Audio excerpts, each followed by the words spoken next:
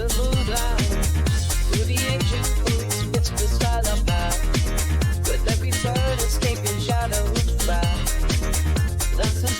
Good evening, treasure seekers. This is Blake coming to you from New Mexico, and joining me as always from Washington State, it's Bryn and Cody. How's it going, guys?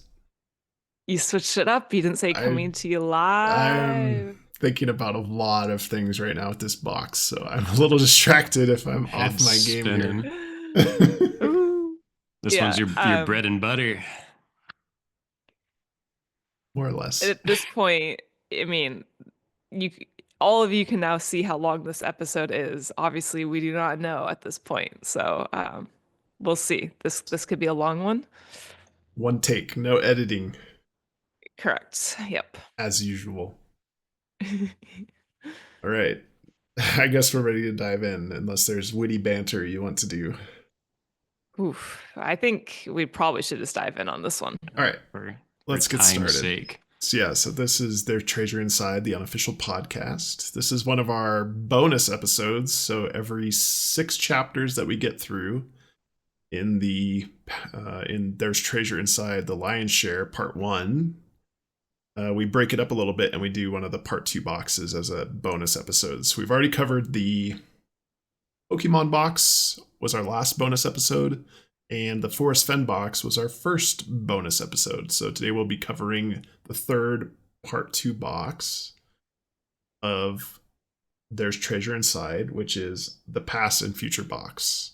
This is the infamous box that has the word search that we talk about quite a bit in this podcast. So hopefully the goal here is to get everybody, if you haven't been following the Past and Future box, I'm hoping this is a good primer for you to get up to speed. If you have been working hard on the Past and Future box, I would say maybe near the end is more interesting to you. A lot of this will be covered, but you might find some nuggets in the chapter text that we're going to be talking about today interesting, and you might find one of our potential solves at the end of this episode possibly interesting to you as well. So I think there's content for everybody. You might have to skip around the sections to find the things you're interested in, but if you want to watch the whole thing, bless you. All right, dive right in. I think, Cody, you are going to start with a quick chapter recap for the Past and Future box. Yes, I'm going to do a chapter recap. Normally, Blake does the chapter recaps because he's very good at them. And I'm not, but as Blake mentioned, his head is spinning with just a ton of other information on things for this episode. So I'm going to take a stab at it. It won't be as good as Blake does, but I'll do my best here. So this is chapter 26, I think Blake mentioned, or chapter XXVI per the Roman numerals, the Past and Future box. As Blake mentioned, this is the third of 4 boxes in the Part 2 section. It's Forrest Fenn, Pokemon, this one, and then Appalachian Trail. And the title is The Past and Future box. So it starts with, on the left-hand side of the page, a full page photo of the Past and Future box. It's just a full silver metal box with some... not a ton of distinguishing features, but a couple little things that I'm sure we'll talk about more as we dive into different sections. I believe one of the sections is just talking about the photos in the chapter. So the actual text starts with JCB talking about a conversation he's having with Seth Gold, who, as we previously discussed, is the artist who made all of these boxes. And he says that, he's talking to Seth Gold. He says, during our chat, I mentioned to Seth Gold how cool I thought it would be to have a futuristic style treasure box. And then later he says Seth liked that idea. And so that's kind of the origin of this box. Then he goes on to talk about receiving the box from Seth Gold and some of the features of the box, saying that the top and bottom are glassy and smooth, and the sides are like the surface of the moon, and that it takes 5 steps to unlock it. So it's another puzzle box. I believe they're all more or less puzzle boxes. And GCB earlier in the book, I think the Fabergé egg chapter talked about the idea of puzzle boxes kind of in general, how their origin in Japanese culture. I think they're typically made of like wood, but that's something that he and Seth Gould had borrowed from those kind of cultural puzzle boxes when creating these boxes. So they have different little latches and mechanisms and certain ways of opening them. So it's kind of interesting. Then he moves on to kind of more briefly than I remember. As I keep rereading this, every time I'm kind of more and more surprised how quickly he touches on big picture Bitcoin. But he does introduce Bitcoin in general, talking about how it's got started in 2009 by an anonymous creator, and that it was kind of designed to be, I believe his words were something along the lines of like the currency of the future. He then talks about, and this is a word that I'm sure I'm going to mispronounce, Cassicius. Either of you guys know how to pronounce that? No, I think they're Cassacious maybe, but I didn't do my Cassacious? pronunciation on that. I'm sorry. I know. I might be missing a syllable there. And I'm the kind of person who, when I read something the first time, I just decide how it sounds in my head, even if it's wrong, and I just stick with that for the rest of my life. So I did not look up the correct pronunciation, but Cassicus coin. Anyway, what they are, they're physical Bitcoins. And while Bitcoins are fully digital asset, they do have specific, I guess, more or less, for lack of better terms, like codes or passphrases to access the Bitcoin. And that is something that's stamped on these Cassicius coins and then hidden behind a little holographic tape. So the coin itself is kind of more of like an artistic representation, but it is linked to that actual digital Bitcoin as well. And he's got a picture on the left-hand side of the book of that Bitcoin. And also on that same page, he's got a picture of the kind of token coin for this box. So we've talked about these kind of token commemorative coins on the past two boxes. Definitely each of the part 2 boxes has them. I still can't remember if the part 1 box does or not, or if people don't know for sure. And this box is another angle, probably 150, 160. 135 degrees. I think I've seen people post the 135? measurement using CAD software before. Okay. 135 degrees, circle around the point where the angle meets. And then the other side of the coin is kind of surface of the moon E2, where it's kind of like a corroded texture on there.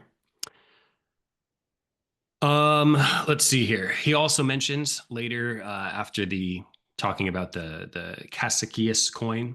Oh, and I should also mention, he says that I think there's a couple of those Cassicius coins, but at least one of them's in this box, which would lead me to believe that probably there's at least one other one in the lion's share. But he does, as usual, when he shows the picture of the treasure, say that this one specifically is in the treasure. So then he goes on to talk about how he wanted to create an NFT, or a non-fungible token, which is another kind of digital asset that kind of became popular around the same time as Bitcoin. And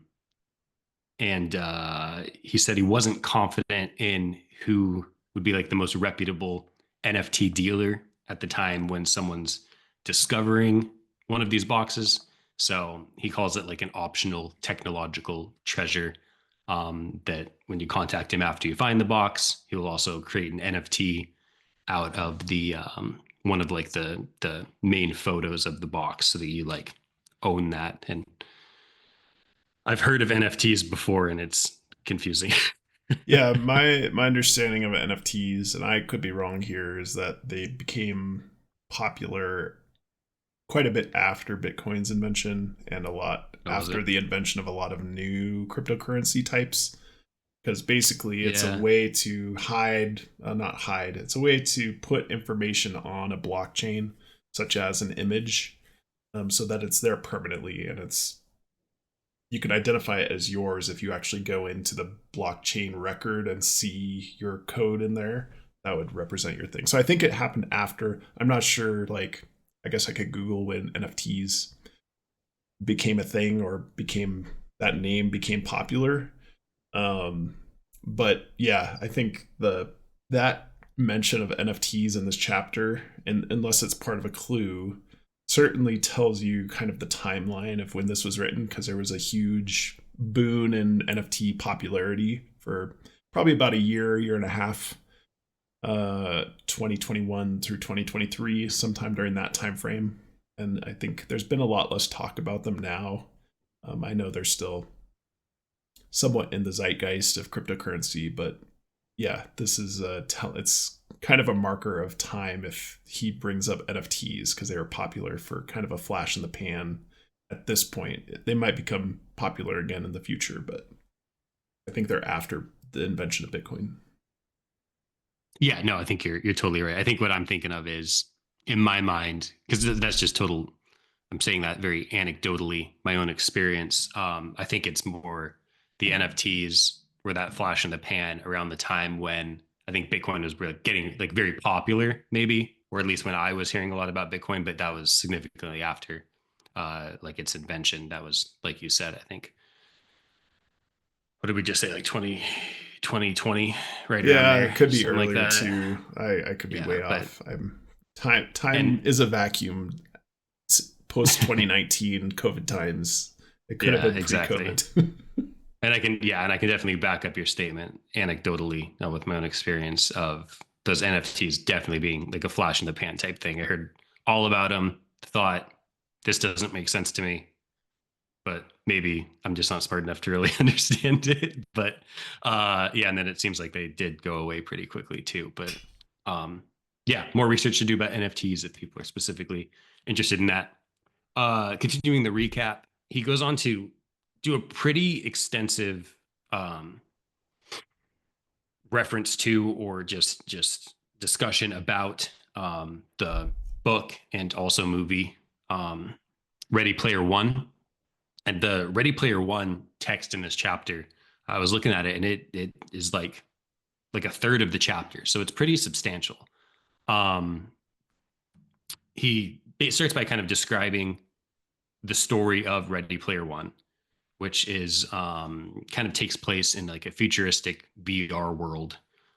He mentions Oasis, which is a term directly from the book, multiple times in this chapter. And I'm going to read a little excerpt actually from the Ready Player One wiki on Oasis and what exactly Oasis is, because there is some discussion about how he's using it and how it's used in the book. So they say, the Oasis, or ontologically anthropocentric sensory immersion simulation, is a massively multiplayer online simulation game created by James Halliday and Ogden Morrow of Gregarious Simulation Systems. Those are all names and a company from the book. While starting as an online gaming platform, the Oasis gradually evolved into a globally networked virtual reality world that most of humanity now uses on a daily basis. So that's the Oasis. It's basically this big VR world, and the vast majority of the Ready Player One story takes place in that VR world. James Halliday is the guy who created the Oasis, and in the book, he's this very rich man who owns the company that created it. He dies, and he kind of creates like lots of different terms for an Easter egg or like a scavenger hunt or a quest, inviting all of the avatars or people in this world to try and solve the clues and get to like different keys and gates, and ultimately, finish the quest. And whoever does that successfully will gain ownership of the company that he's leaving behind that's worth, some mind-boggling amount of money. So that's kind of the story of Ready Player One, and how JCB talks about Ready Player One and introduces Ready Player One in the book, in the There's Treasure Inside book. He then talks about a little bit more detail on Ready Player One, and how in the book this James Halliday was like super obsessed with 80s culture, movies, games, all that kind of stuff, and used pretty much exclusively the different 1980s games and movie references when he was creating this Easter egg hunt quest series of riddles, whatever you want to call it. And then JCB is saying he really enjoyed it because he actually, he said that the fictional Halliday and Klein, who is the author of the book, were both born in 1971. Now, I think that JCB was kind of like a similar age. So he was saying that as he's reading it, he was also enjoying kind of all these references to this 80s trivia from his childhood. And then he says that he wanted to create a similar kind of puzzle, or wanted to kind of use the idea of these 80s games like Ready Player One had as inspiration for his past and future box that he's creating. Okay, so that's all the Ready Player One stuff. Then he introduces the game itself. So he says, that James Halliday is basically a genius in this book. JCB is not a genius. He's going to try to create a puzzle based on a game, but it's going to be a little more dialed back. So he ends up creating this puzzle that is the word search. And then over half the following page is dedicated to the word search. It's called Welcome to Word Search, 15 by 20 grid of different letters. You've probably heard us reference it a million times at this point, and we'll be referencing it quite a bit during this podcast. So I'll kind of breeze past that for now, but it's just big grid of letters. And then at the very end, he then says, you should be able to get all the clues you need from the word search. But if you need more hints, I've got one other hint for you. Says some very cryptic things about his grandparents, and how his grandpa used to love doing the puzzler, which was basically like a cryptogram. And then says, in honor of my loving grandparents, I've created a cryptogram for you. And then the last bit of text in the chapter is this 4-line cryptogram, which at this point has been solved and was relatively easy to solve and kind of became common knowledge right at the beginning of the treasure hunt here. And we'll be addressing that as well. So I think, I wanted to mention that he specifically called out, going back to Ready Player One, I wanted to mention he specifically called out Pac-Man, Adventures, Zork, Dungeons and Dragons, War Games, and Monty Python as references in Ready Player One. So I think that's it for the chapter recap. Did I miss anything that you guys want to talk about for chapter recap? No, because we're going to go in and dissect the chapter a little bit more right now. Perfect. Before we do that, if you can pull up Box's map real quick, that Sure. image. Yep. I just want to start by touching on that real quick. So there's been a handful of times when I first got the book, there was a handful of times when I thought, here's something very obvious that I want to do. And then I just never did. And I'm trying to get back and do some of those things. So one of those things was the part 2 boxes seemed like there were specific areas that each one was. And so I wanted to actually sit down and go, okay, I'm going to document where each of these things go so I can kind of have a visual to look at. So that's what this is. The green one there would be the Forrest Fenn box, which per our last episode, it sounds like we're either 100% confident or just shy of 100% confident that it's in one of the original Forrest Fenn states, which was that Montana, Wyoming, Colorado, New Mexico. I think consensus is, he pretty clearly calls it out that the Pokemon box in blue was somewhere on his road trip between North Carolina, New Orleans, Houston, Texas, Ozarks, and back, which would be that blue section. And then the red or pinkish one is the Appalachian Trail. So I just wanted to kind of create this visual, mostly for my own use, but then share it with everyone else, to kind of wrap my mind around where each of these boxes could potentially be. And then also keeping in mind that he has said multiple times that one of his goals in creating this treasure hunt, one of the reasons he did 5 treasures in general, is because he wanted it to feel more approachable for everyone in the United States. What's that? Accessible. I think. Accessible. That's the word I'm looking for. And that, one could be near anybody. So he's basically, I think what he's getting at is that they should be more or less evenly distributed throughout the United States. So the 2 that are not shown there because they really haven't been narrowed down at all are the lion's share. And then this one here, which is the past and future box. So it's really just a visual to kind of start thinking about the different places it could be. You could use some deductive reasoning to think, hey, it could be, more along the West Coast or the North Central United States, because there's kind of big gaps there, or Alaska or Hawaii, maybe those. But just something else just to think about, and kind of one of the big picture things I wanted to just bring up before we start diving into some specifics. Right. Perfect. Yeah, I think that's super helpful. Thank you, Cody. Burden, All right, do you want to kick us off? Yeah, so obviously we kind of forgo our traditional format of the show for these part 2 specials. So for the sake of creating some, structure around how we can discuss our nuggets that we want to find and discuss throughout this chapter, we'll break it down into a few different sections, and then we'll just go one by one to discuss what stood out to us in each one of the sections. So the first one will be talking about the box specifically. We'll talk about Bitcoin, the pictures of the Bitcoins. We'll talk about Ready Player One. We'll talk about the nostalgic 80s games, movies, references that JCB calls out. And then we'll also do kind of the grandparent section at the end with the cryptogram. So let's start out with the box. That's how the chapter kicks off. I guess off the bat, does anybody have anything immediate that they want to approach or bring up for the box itself, or jump right into nuggets? What do you guys think? I think we can dive right into nuggets. And if it Let's do comes up to nuggets. the discussion of the box, it will.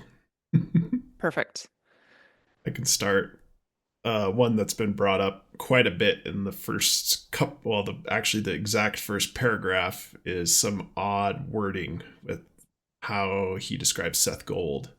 Because he says, one morning I was talking on the phone to Seth Gold as I looked out at the inviting sunny day through the window of my home office. During our chat, I mentioned to Seth Gold how cool I thought it would be to have a futuristic styled treasure box. And so a lot of people have pointed out that why does he say the full name of Seth Gold twice in a row? 2 sentences in a row. And that kind of sticks out as odd wording. And so, speculation on he needed a certain number of words in that paragraph because there's a message in there somewhere, I think is an interesting concept. I know we've been looking for weird paragraphs or weird words throughout our lion's share discussions as well. So pointing this out as something that's at least been discussed pretty widely throughout the community as something strange, I wanted to point out that first because it's in the first paragraph. I haven't seen, a good usage of that yet. You'll see in some of the Grill cipher solves I'll be talking about later in the episode, focusing in on that paragraph because the way those words were written as maybe a starting point for the Grill cipher I thought was interesting. But again, I haven't seen really a good usage of that paragraph yet that I've liked. Yeah, I think what's particularly stands out as strange about it is that in that first paragraph, it looks like he's calling him by his name 3 times. And it's Seth Gold, and then Seth. So you'd think at first it's okay, he's just calling him Seth Gold because, I don't know, maybe he doesn't know him that well and he's an artist and the artist's name is Seth Gold, something like that. But the fact that he calls him then Seth on the third go around, it's like if you're gonna switch to Seth, you switch to Seth after the first time he uses his full name, right? So Right. no, I totally agree with you, and that seems very high likelihood that that's there for a specific reason. I agree. Cody? Bryn, Cody. Oh. Blake, Bryn. Yeah. Cody. I'll go. Yeah, I've got a handful of them here. I think my favorite one that I've got is when he's describing the box, and he says that the box is made of steel, carbon steel, stainless steel, brass. I guess the first reason it stood out to me is because like steel, and I don't know all that much about metals, but saying steel, carbon steel, stainless steel felt like he was saying like something generic, specific, almost like saying like cars, Hondas, Toyotas, like steel's just more specific. You know what I'm saying? Yeah. So I thought that was strange. And then I actually went to look at it. So I went on Seth Gould's website, which I've been on before, and I swear it didn't have the section about the specific boxes before, but maybe it did, and I just overlooked it. But on Seth Gould's website, he has all 5 boxes listed there, and he lists the materials as steel and 1075. So I thought that's strange. Like JCB's listing different materials, or at least different terminology for the materials than Seth is on his website. And also, again, not a metal expert, but the way he's laying it out just seems super strange to me. So I think there could be something there. And then something that I don't think is actually anything, but I'll bring up is that Seth's name for each of the boxes was like box 1, box 2, box 3, box 4, box 5. And this one was actually called box 1. And I don't think it's anything. I think it's probably just Seth didn't really care what order JCB was actually putting him in the book. But something to note potentially is that Seth Gould was calling this box 1, even though it's kind of box 4 or box 3 if you're just looking at the part 2s. Mm-hmm. Yeah, that piqued my interest as well with the metal descriptions. One thing that's interesting about those is all of those containing double letters. And you'll see later during some of the discussion of the word search that double letters might have meaning. So maybe it's a homage to that, and that's why he was so detailed. Steel and carbon steel. Steel has a little bit less carbon content than carbon steel does. Carbon steel is a bit stronger from what I looked up. But beyond those little nuggets, I can't really tell you more about why those materials were listed the way they were. Bryn, you're up next. So I think what I want to call out for this section is the names that he's calling this box, and specifically what he's calling the box in this first large image in the caption. He says, "This is our into the future inspired treasure puzzle box," which then he also throughout the text calls it the futuristic treasure box and futuristic styled treasure box. So I guess to me, just saying then in a different scenario, calling it into the future inspired treasure box really sounds like a mouthful. And I think there has to be a reason behind that. I don't know. I guess this is probably bad. I've never seen like Back to the Future or anything like that, but that's like the first thing that came to mind when he says into the future inspired box. So I don't know if that jumps out to anyone else as having some standout meaning, but it just felt very forced or awkward, especially compared to how he's referencing it otherwise and inconsistently. I totally agree. And I'll actually add one thing, because one of the things I wrote down has a lot of overlap with what you just said. But I also thought it was interesting that this box, like every reference to it, it's a future box or a futuristic box. But then the chapter is the past and future box. So yeah, little bit of a discrepancy, and obviously there's text in the chapter that's addressing the past, but a little bit, maybe I'm overthinking it, but I think there's something to think about there with the box being a future box and the chapter being a past and calling it the past and future box. And maybe just could be an important differentiation. Because I know obviously we're big on themes of the chapter, and the solution fitting the themes of the chapter. So it could be important to differentiate between the box being a future box, but being part of the past and future box chapter. All right. Do we want to move on to the next section, or do we want to address any other Ooh, flakes? I have a couple more. Okay, sorry. Ooh, whoa, getting antsy, Brennan. Well, okay.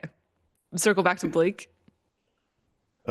He describes the box, since we're doing box talk.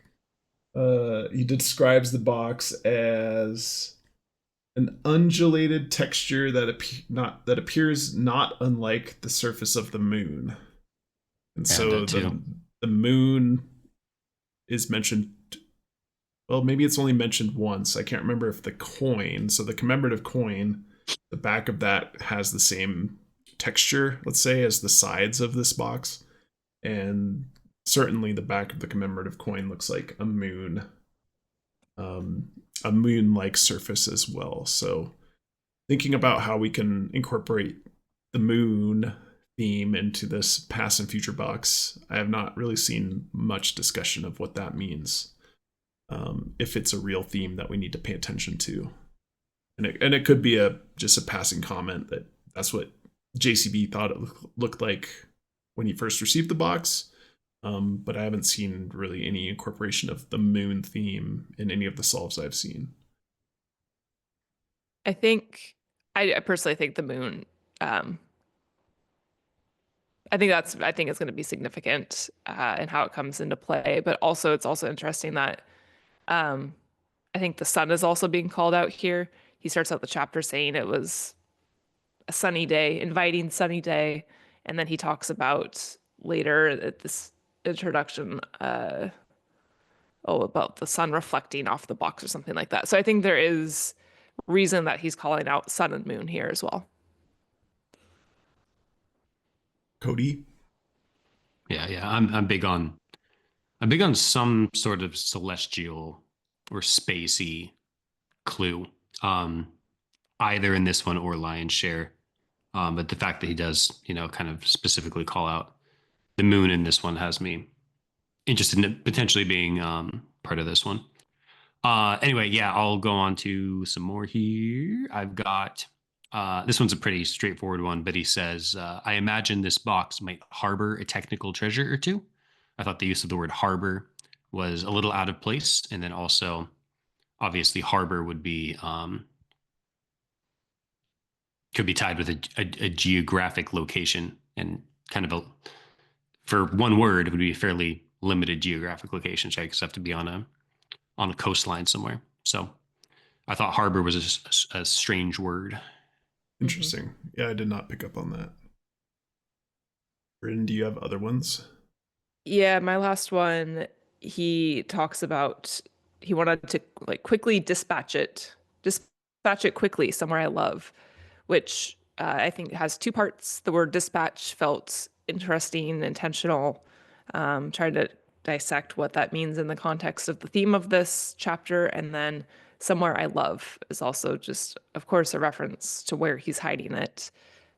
So we can imagine that there is a personal connection to this location. Yeah, we pointed out that same verbiage was used in the Gold Rush chapter, where he says, California, a place I love. This one is past tense, a place I loved, I believe. So there's a little discrepancy there, but that particular phrase has bolstered a lot of, California-based solves, I would say, just because of that. I've got one more here. Yeah. So I think it was the last episode. Ooh. I think it was the last episode I talked about how I feel like I kind of skim over a lot of things that jump out to me as like possible biblical references, and I keep not writing them down. And then also that, JCB says in the text, I think his father was a minister, and obviously has some background knowledge there. So when he says "hearkens of a world yet to come," that kind of jumped out to me a little bit as possibly biblical style phrasing, I would say. I feel like life of the world to come is a phrase I feel like I hear a lot about in like biblical references. So I just wanted to make note of that. It's not super significant. I don't have that much more to say about it. Just kind of, I feel like I've seen so many of these reading through the book so far that I want to just start making just brief note of them, that this seems kind of like biblical phrasing in that line. Right. There, for talking about the puzzle box a bit more, there are 5 steps to unlock it. I think that's just interesting because the word search says there are 5 clues in this word search. So whether or not that's helping anything, it kind of bolsters the 5 clues in the word search. In that the puzzle box, 5 steps to unlock. The word search maybe is 5 steps to unlock. I thought that was an interesting coincidence, potentially. 5 theme. 5 theme, yep. And then also, he says, as I peered into its depths, when he's talking about looking into the box to see what treasures he wants to put in there. Obviously, you could take that into maybe being a clue as a body of water is being important. And I know certainly for a popular Lake Tahoe solve that a lot of people have gravitated towards, that bolsters that argument. So I peered into its depths. I think we're taking it a little bit differently for the solve we will be presenting today as to peering into the depths of like a cave system, let's say.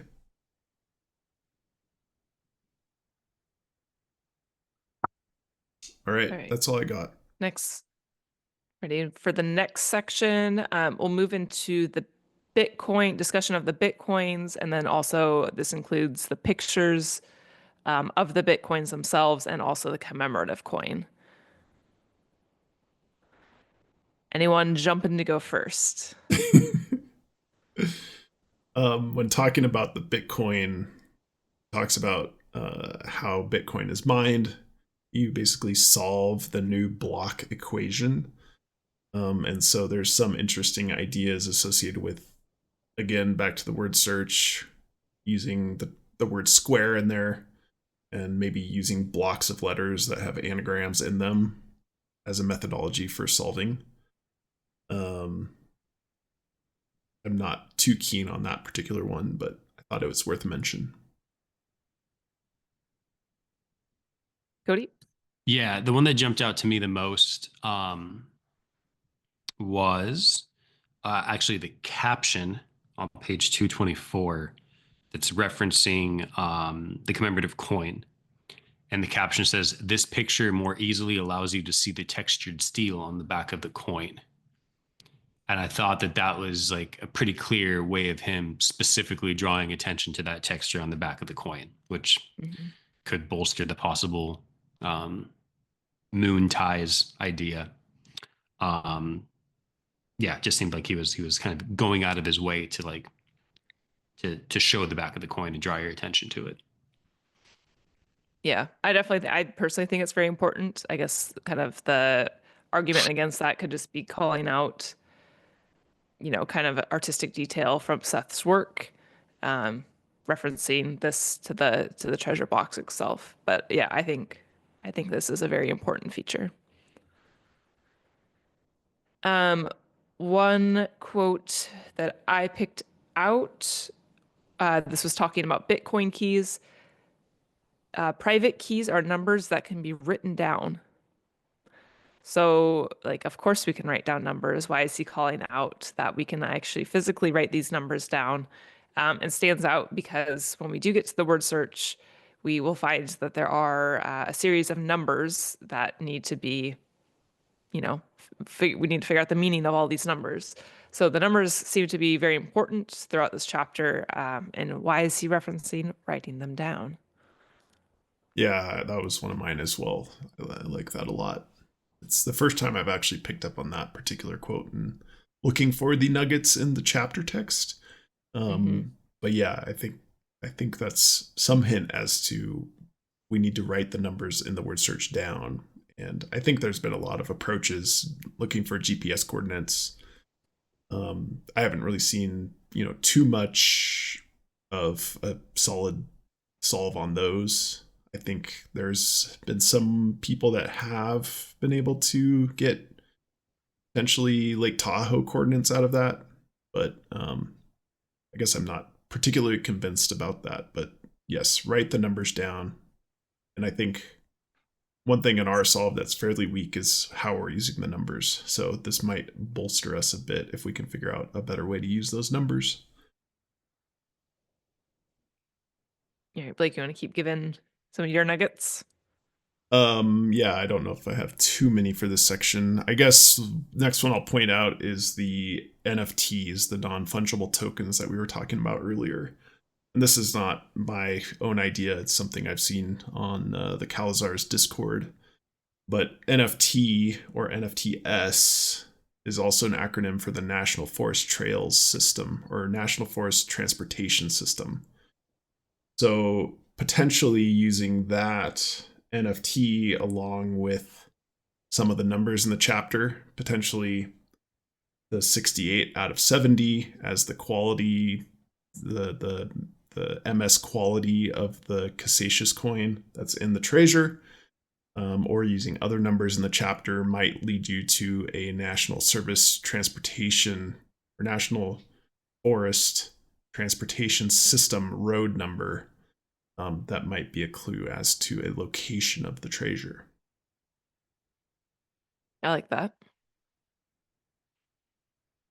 I'll mention something I checked a long time ago, but I should draw attention to it, even though nothing came out of it. And that is those binary digits on the back of the Cassicus coin pictured on page 223. I did type those in after our discussion about, hey, would he alter real life photographs of the treasure to encode hints in there? I typed those in, it all checked out. It's normal. It's some common Bitcoin phrase, and I can't remember what it is now off the top of my head. I wasn't planning on talking about it, but I did check those to make sure I didn't alter that to make it a different message, and it's all standard stuff there.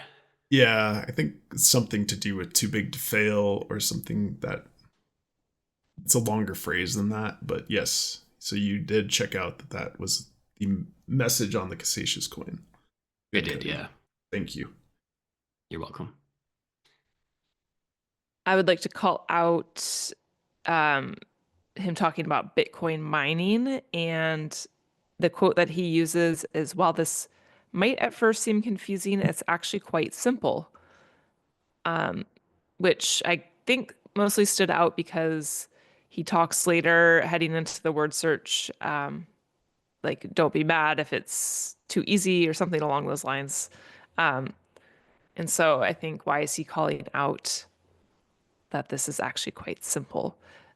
Especially he doesn't then proceed to get into any high level discussion of the Bitcoin mining. It's kind of just glazed over in that statement. So that felt very intentional. Interesting. Yeah, that would be quite the can of worms to open if you wanted to talk more detail about Bitcoin mining. Right. But that is a really good point, because that's gonna be the second time that he mentions it, that don't be upset if this is too easy. Which I personally keep getting very frustrated. Frustration. Well, I think we're going to talk about it a bit more during discussion of the word search, but what level of detail are you supposed to dive into for that word search? Because we see opinions on both spectrum. Like, one is just use that the anagram within the word search and use the word search words. That's enough. I think it's slightly deeper than that, but then there's people on the other side that are doing all of these boggle type approaches to the word search, and at what point is too far. I mean, it's going to be open and debated until the box and solution is published. And we're optimistic that JCB will be releasing his thoughts on the solution that he designed. So that will eventually be answered. We don't know if it's going to be answered in a week's time, a month's time, or 10 years' time, but that is going to be heavily debated on why you don't have to be a genius to solve this, quote unquote. All right. Do either of you have more to add on to this section? Yeah, I got another one. There's more mention of metals, which is just a quick one. So he talks about the cassatious coins being gilt silver, and then different types of coins, not necessarily the cassatious ones. So the physical bitcoins have all been manufactured using a variety of materials. So some gold, some silver, some titanium, some brass, or a combination of those metals. So again, it harkens back to the metal discussion that we were having about the box materials as well. So why is there so much metal discussion? I don't know. Yeah, I think when I first read this, I mean, we started out here basically. So first reading through this chapter, the specific call outs of the metal like didn't stand out that much as being normal or abnormal. And I know we talked through the high level of detail about the metal in the Forrest Fenn box, which I think we were saying like stood out as being odd. But now it feels like maybe it's kind of more just standard for him to be discussing these materials in depth. So Yeah. I guess I'm kind of changing my perspective on it a little bit, but I don't know. I guess it could still be pointing towards clues in both scenarios as well. Yep. I've got more, but I'll let you guys go first. I think I'm out. Yeah, me too. I think it's just you, Blake. Wow. This is the part where he mentions reflect a state of gold. Ooh, I do have thoughts on that. Okay, before we get into the Ready Player One section. So it's kind of in limbo here, but he says the sun shining in through his window reflects a state of gold. And so obviously, if you think about the Golden State, that's California. Again, bolstering a California or West Coast solve.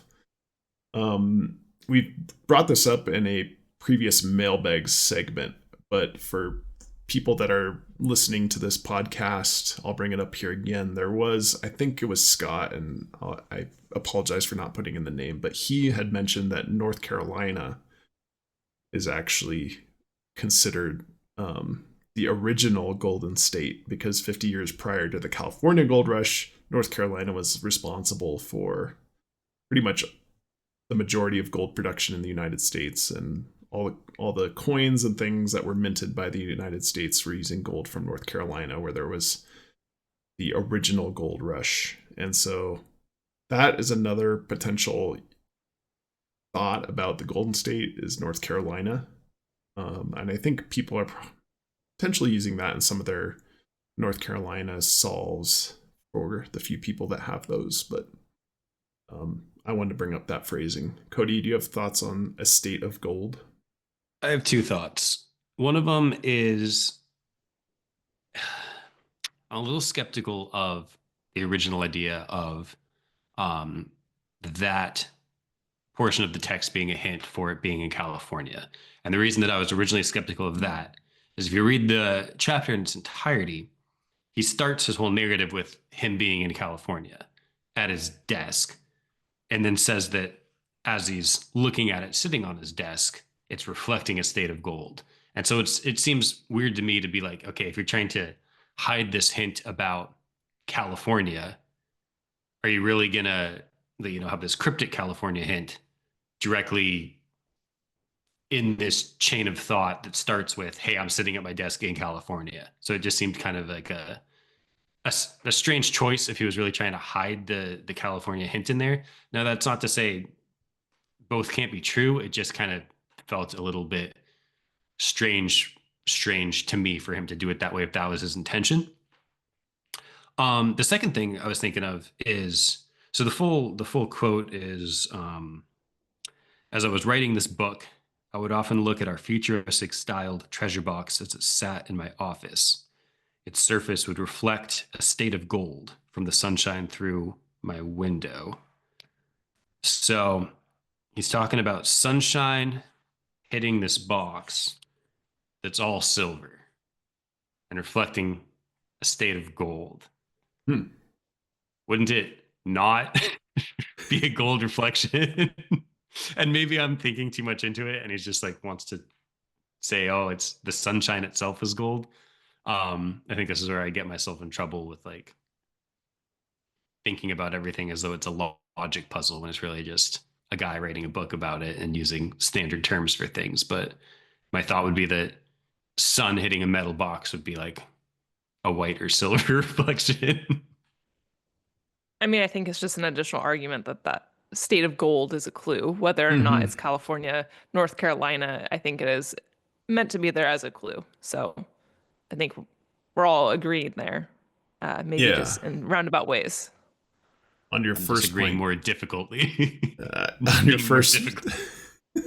on your first point, Cody, that's right where it says dispatch quickly. So again, if you're thinking about where he's going to be able to dispatch this box quickly, then maybe that's a drive instead of a flight, Yeah, right? it's true. Which bolsters California again. So Yeah. I don't know. A lot of argument towards California in my mind.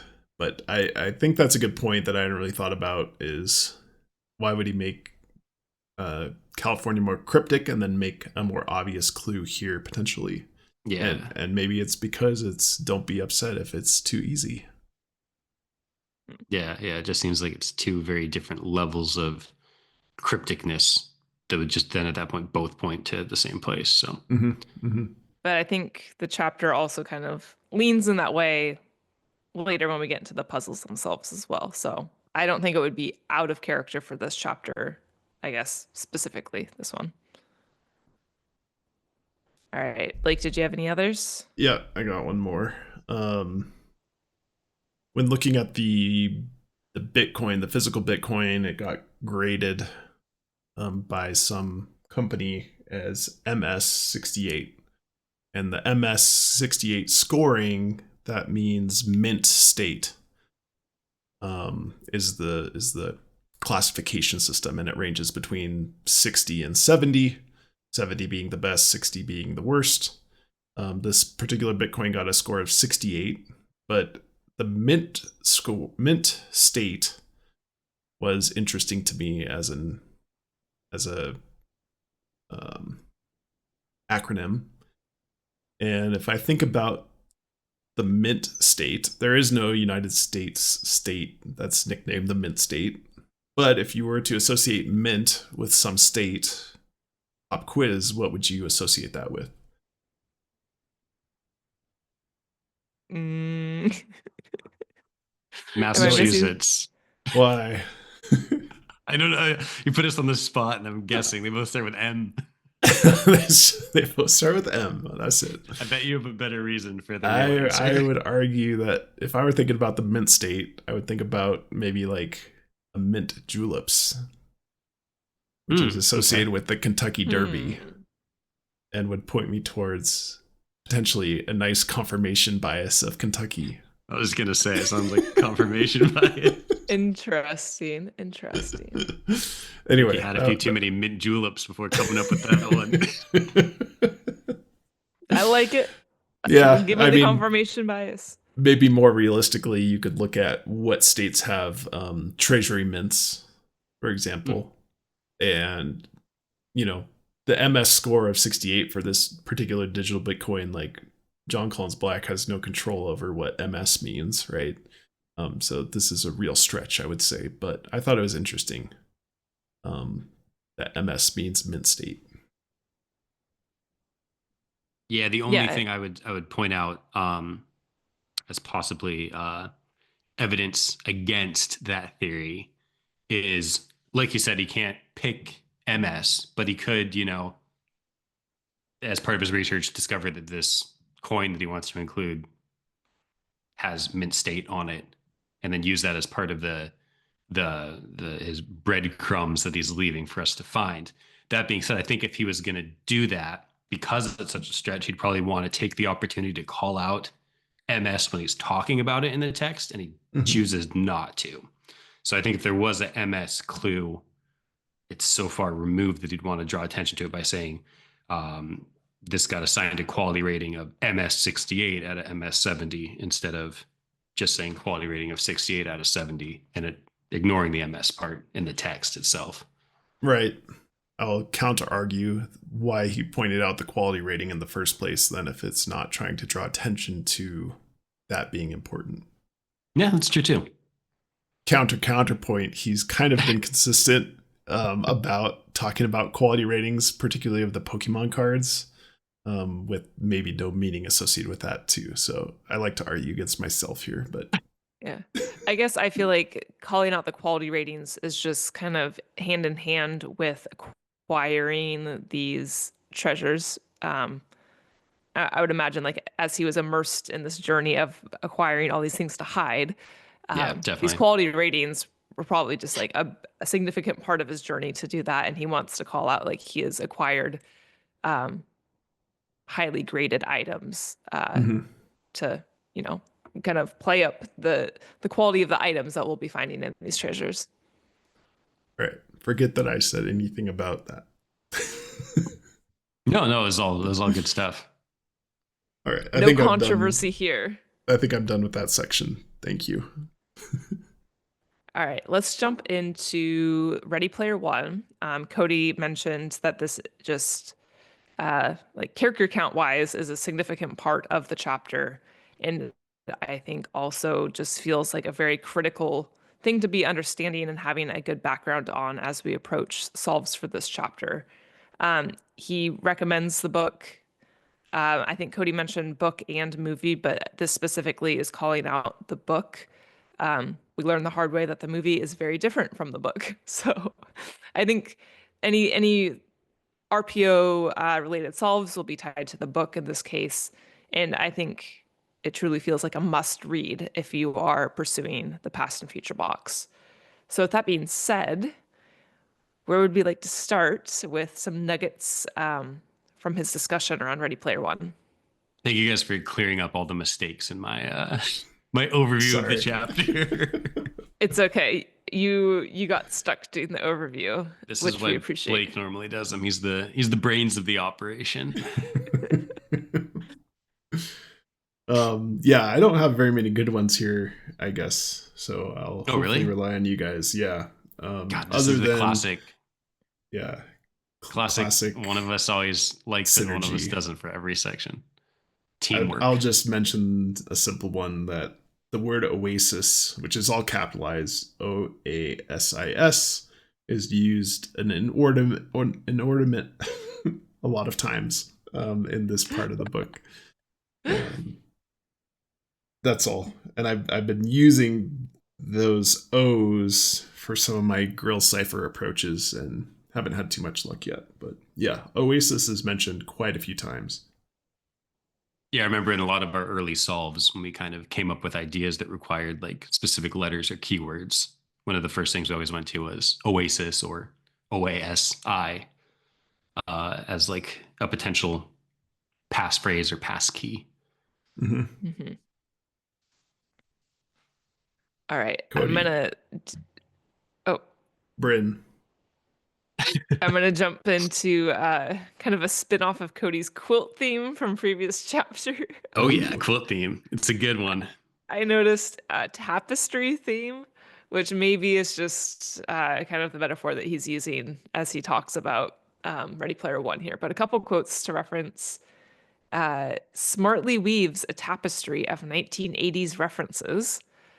Of course, speaking about Ready Player One. And then the other quote, Ernest Cline smartly weaves a tapestry, wove his favorite childhood games and pop culture references into Ready Player One, and gave me inspiration. So I guess it stood out to me that he used this tapestry reference twice. How that would eventually play in, I have no clue. But I think I kind of just was excited because Cody was talking about quilts.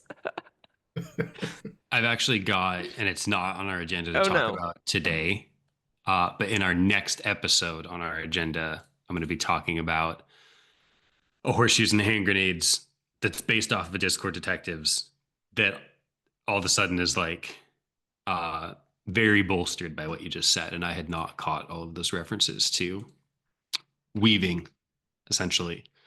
Mm? Yeah. Is this So now a stay tuned for that because it's textile podcast? stay tuned for that because I think that it was going to be a good one, but I think has even more weight to it. Well, Cody, You're up, Cody. you have a goodie. I have a few of them. Yeah. I want to start by doing kind of a more macroscopic 36,000 foot view, as they say, kind of nugget for the whole Ready Player One section. And that's just kind of the general idea of Easter eggs. The whole Ready Player One book is so heavily reliant on the idea of Easter eggs. And then JCB kind of specifically talks about those parts of the books that have to do with Easter eggs. And it seems to me that JCB is basically saying like this solution, the game, the puzzle I'm creating has to do with Easter eggs, and that the solution we find should have to do with Easter eggs. So in my mind, I think I'd have a tough time being satisfied with any solution that doesn't have some sort of Easter egg in it. Then you kind of have to get into the definition of, what really is an Easter egg. I could see an argument for even like the word search solve with the cryptogram, that being an Easter egg hidden in the cryptogram. I could see the argument for that. But I think if you're doing a solve that, maybe has to do with other just text in the chapter and then maybe just the words that were found in the word search, I think I'd have a tough time buying into that because it just seems like there's just such a focus on Easter eggs, and it almost seems like JCB's going out of his way to say, "Hey, I'm building this around the idea of Easter eggs." So just wanted to bring up Easter eggs in general. I think that we've talked a lot about how we're really looking for a solution that is in line with the theme of the chapter more than just the word search itself. And I think that kind of part of that would also be looking for an Easter egg in the solve. Right. Yeah, I think the level of complexity with an Easter egg will be somewhat detailed, to somewhat mirror, how that was presented in Ready Player One, and seemingly some of the games that he's referencing as well. So I don't think it would be like something super high level where it's just kind of like meh, questionable if it's an Easter egg. I think it's going to be like a for sure thing. Okay. Yeah, I like that, Cody. I guess I'd lean a little bit more towards just the anagram within the word search being an Easter egg in my mind, if we're on the theme of keeping it simple. But I could definitely buy that, but I've also seen solutions that they've solved the anagram, but there's no, if they hadn't, it wouldn't change their solution, right? Yeah, that's true. So I'd like to see something that's Easter eggy or even anagram, but like a solution where until you found that anagram, you wouldn't have gotten to the same solution. Mm-hmm. Okay. Yeah, I'm fresh out of nuggets. So, Bryn, if you have more, otherwise we'll make it the Cody show. No, I've got some more. A quote: "Clues and plot points shaped from past memories of a weird and wondrous 1980s youth." So clues and plot points. I think plot points. Oh, Cody likes that one. Plot points really jumped out to me, I guess, just as any method of, as we're trying to solve, it kind of just feels like an indication of that. And I think specifically, I thought, well, maybe does this speak to the zeros and how we can be using those from the word search? So plot points just felt like that was a very specific choice of words. Interesting. Yeah, I had not picked up on that. I got a good one to do next. Okay. One that I wrote down was it was so entertaining to read a futuristic sci-fi book with clues and plot points shaped from the past memories of a weird and wondrous 1980s youth. What I pulled from that is weird and wondrous. So the weird and wondrous Yeah.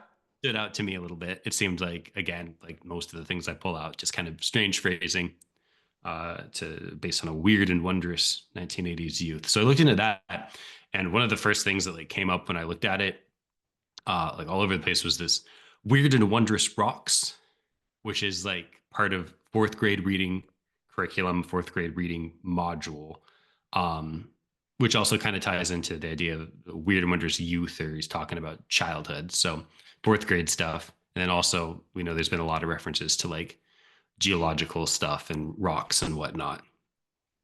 So I took a look at this weird and wondrous rocks that I found, again from tying to this weird and wondrous 1980s youth. And it has just a handful of rocks in it. And one of the featured ones is this one called Eternal Flame Falls in New York, which I'd never heard of. And it's basically this rock formation that's behind a waterfall and has like a natural gas crack in it or whatever that's always leaking out. And so it's like literally a flame that's behind this waterfall. And apparently like it goes out every now and then. So they like invite the tourists to like relight it so that it stays eternally lit. But it's like, I looked at a picture of it and it was super cool. It's like literally like a flame hidden behind a waterfall. So I got to that, and the first thing that I thought of was that Andvari's ring, which is referenced in his like our other treasures chapter. I should actually pull that up real quick. So the reason that I got like so into Andvari's ring before was because he says, on a side note, one of my favorite childhood books, J.R.R. Tolkien's The Lord of the Rings, was inspired by the Viking myth of Andvari's ring. It's an interesting tale if you have time to read it. So that's on page 236, not part of the chapter we're talking about, but part of the like our other treasures chapter at the very end of the book. Again, spiel about ties to part 2 stuff from outside of part 2 stuff, but setting that aside, that jumped out to me when I first read it, because he's like saying, hey, you should go read this. And then he also very clearly references that in the Joy's Serenade poem, which is also elsewhere in the book, but not really part of chapter 1. It's kind of in that weird in between section. So Andvari's ring was that tale that we'd talked about, that Viking legend we'd talked about in a previous episode, where like one of the main plot points is that this what was he? It wasn't a gnome, but some sort of little elf or gnome or something, one of those type of fairy tale creatures, very specifically like lived in this pond behind a waterfall. So when I saw the Eternal Flame Falls, I've actually been looking for solutions that involve like places behind waterfalls, because it's also, and this is just coming to me now, but that's like a super common trope for like video game Easter eggs. Yeah. It's always hidden behind the waterfall. So Right. It seems like a handful of potential ties to that weird and wondrous, with the Eternal Flame Falls behind the waterfall and Easter eggs always being behind waterfalls. Yeah, I was just about to jump in and say that's a video game trope, is the treasure or secret or the Easter egg behind the waterfall. Yeah, I hadn't written that down, but I thought about it as I was saying it. Like, oh, this really sounds like where they hide every Easter egg in video games. All right, another quote that I have. Path to Halliday's Easter egg is actually constructed through the simple nostalgia of his 1980s childhood. So I think another reference here to simple is my main call out for this. Okay. Nice. I mean, now referenced 3 times in this chapter. I had the exact same thing written down. Anything but simple. Yeah, I had the same thing written down, where he's like talking about how expansive and immersive this world is, but that the solution was actually just the simple nostalgia. Yeah, that's something that he had specifically written there in chapter 2, and or in this chapter, and Yeah, I agree. I basically am just mirroring what Brent's saying there, that it seems like he's going out of his way to say, hey, you can get carried away with how much you could find potentially here, but really it's just should be simple. All right, should we move on to the next section? His Oh, I do have one references. more. Okay, go ahead. And I'm bringing this one up specifically because I know we had a Pac-Man solve, and I think there were a couple other Pac-Man solves I've heard of with different ways of most of them I think have to do with different ways of overlaying the Pac-Man board on the word search. But I should note that in the Ready Player One book, there is a section where he's playing Pac-Man, and it's a pretty significant section with like some cool different Easter eggs in it. And he references, I'm not sure if he called it an Easter egg in the book or just like a glitch, but part of the book is he has to get a perfect score on Pac-Man. And in order to get a perfect score on Pac-Man, you actually have to you have to do everything perfectly up to level 256. And then you hit this thing called the split screen level, where there's like old school coding. There's like an integer overflow or something like that. And the game starts to kind of break down because you've gotten further than it expected you to get. And in the book and in real life, he talks about how in order to actually get the highest possible score, you actually have to, have all your lives saved up. And then there's some hidden dots. They're like off screen. So you have to go off of the main grid down and collect these hidden dots that are off screen. And then normally the dots don't reset when you die, but those hidden ones for some reason do. So you have to have Pac-Man go back up and purposely die and then use all of your lives to just recollect those last 10 over and over with all your remaining lives. And then at that point, you will have gotten the highest possible score you can possibly get on Pac-Man. So I thought that for anyone who's doing one of those Pac-Man overlays, and then also kind of tying into that theme of specific Easter eggs, maybe consider, is there any way that you can incorporate like a off-screen, I think the number was 10, of the number of extra little dots that he eats. Pellets, yeah. Pellets. If you can incorporate that in some way, because I feel like that would really tie it into the theme and would be the kind of thing that would be perfect for creating like a little Easter egg in a word search like this. And then also when looking at that, it looks like Google later on did one of those where they changed the name Google on the main page for like the something anniversary of Pac-Man. Had like a little Pac-Man spelling Google that you could actually play. And they also did like an homage to that by having their own Easter egg. And I think like same thing, like level 256, we did like a similar thing. So that was like an Easter egg within an Easter egg on kind of a more current little version of the game. So that could potentially play into the Pac-Man solve too. But I think the more likely things that level 256 kill screen or split screen level with those extra dots. You should look into that if you're looking at Pac-Man solves. I like that because it feels like the right level of knowledge in relation to the content of the chapter. I guess Yes, I'd come across that in some research, and I feel like if I know that, like it isn't overly buried, but also seems like you have to kind of be thinking creatively to find it. Yeah, especially if that Easter egg or that glitch is described in Ready Player One, which he recommends to read, then you would get the knowledge from that book as well. And then he also, JCB, like you said, mentions to read Ready Player One, and yes, it is in Ready Player One. And then JCB also mentions Pac-Man by name when he's listing the Ready Player One game references. So he calls out Pac-Man again specifically later on. Actually, twice. Yes. In two different sections, he calls out Pac-Man. All right. Do you have anything else, Cody, or should we jump into that section? No, I think we go on to the next section. All right. Perfect segue to take us into the content where JCB is talking about his, kind of nostalgic games, movies that he's referencing in this chapter, which feels like a pretty clear indication on kind of some of the direction that we should be taking with how we're approaching the solve. So anyone want to start with their nuggets for the nostalgia? I'll start just because I don't think I have anything. I just did a couple that I'm now realizing are under my games and movies section. So I pre-talked about a couple of things there by accident that should have been under this section.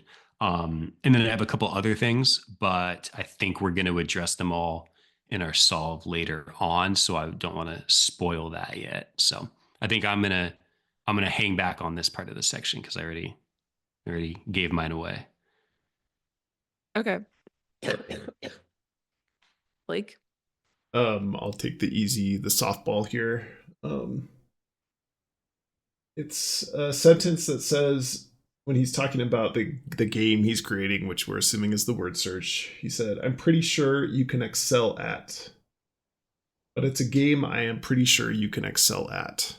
And so there's been a lot of speculation that using Excel, Microsoft Excel, let's say, is a way that you can maybe put that grid of letters in the word search into Excel and manipulate it that way to get to a solve. I think so far what we've seen is a lot of people putting the word search into Excel just because it's convenient to do those manipulations.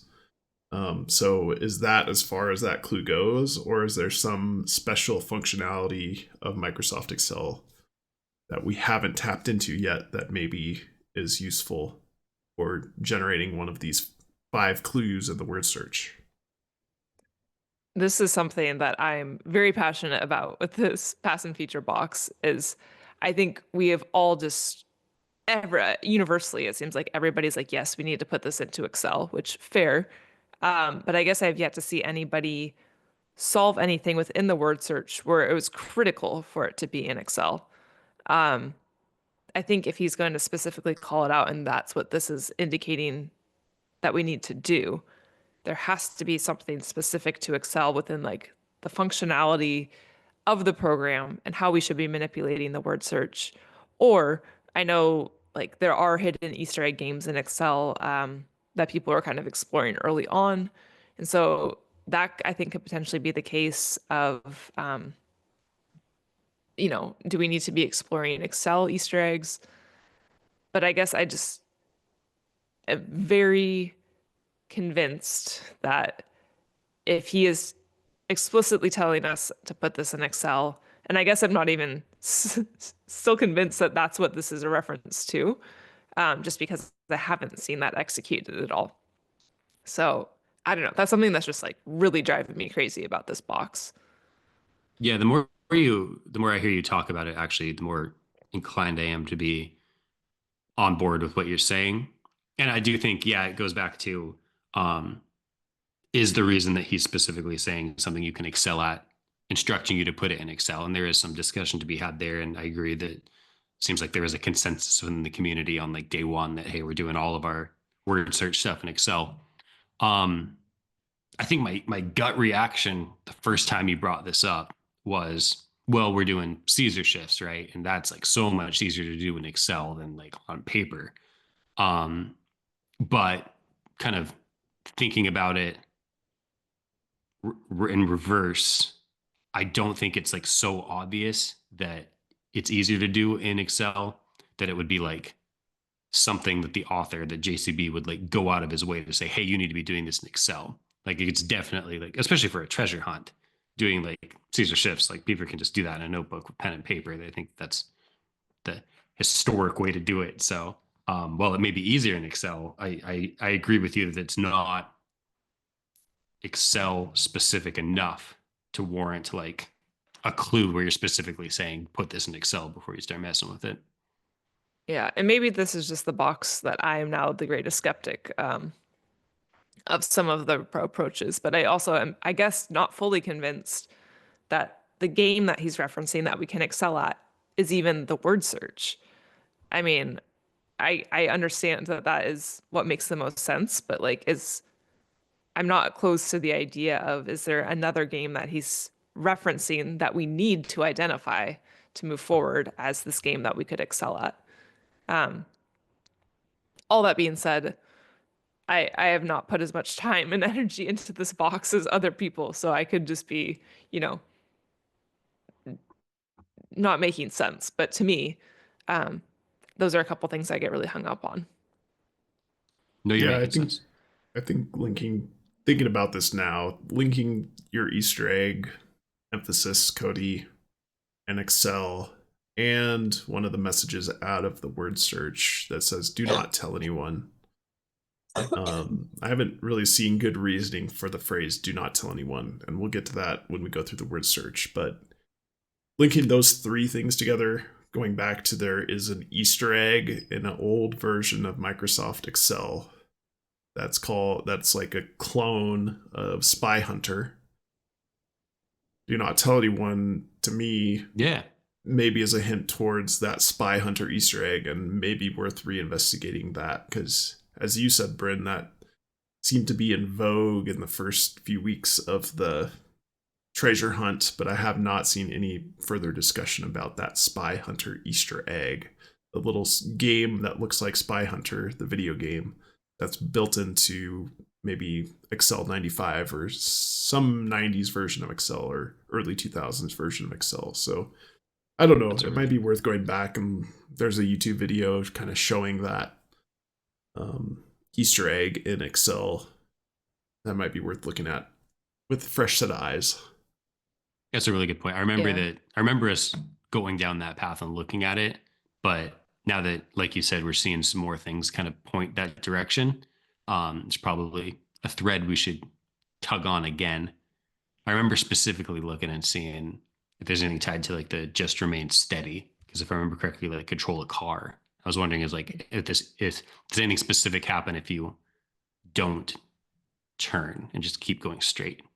Right. But yeah, we'll have to look back into that again, because we're seeing kind of more signs pointing towards that potentially like being involved in the solve.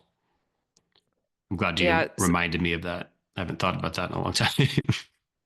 Since you mentioned that do not tell anyone, I guess just kind of taking it back to the Bitcoin section, I think this could potentially be referencing a connection with the Bitcoin keys, since he continues to call those private and emphasize that on a few different occasions. So I don't want to get off track, but wanted to make sure we make that connection.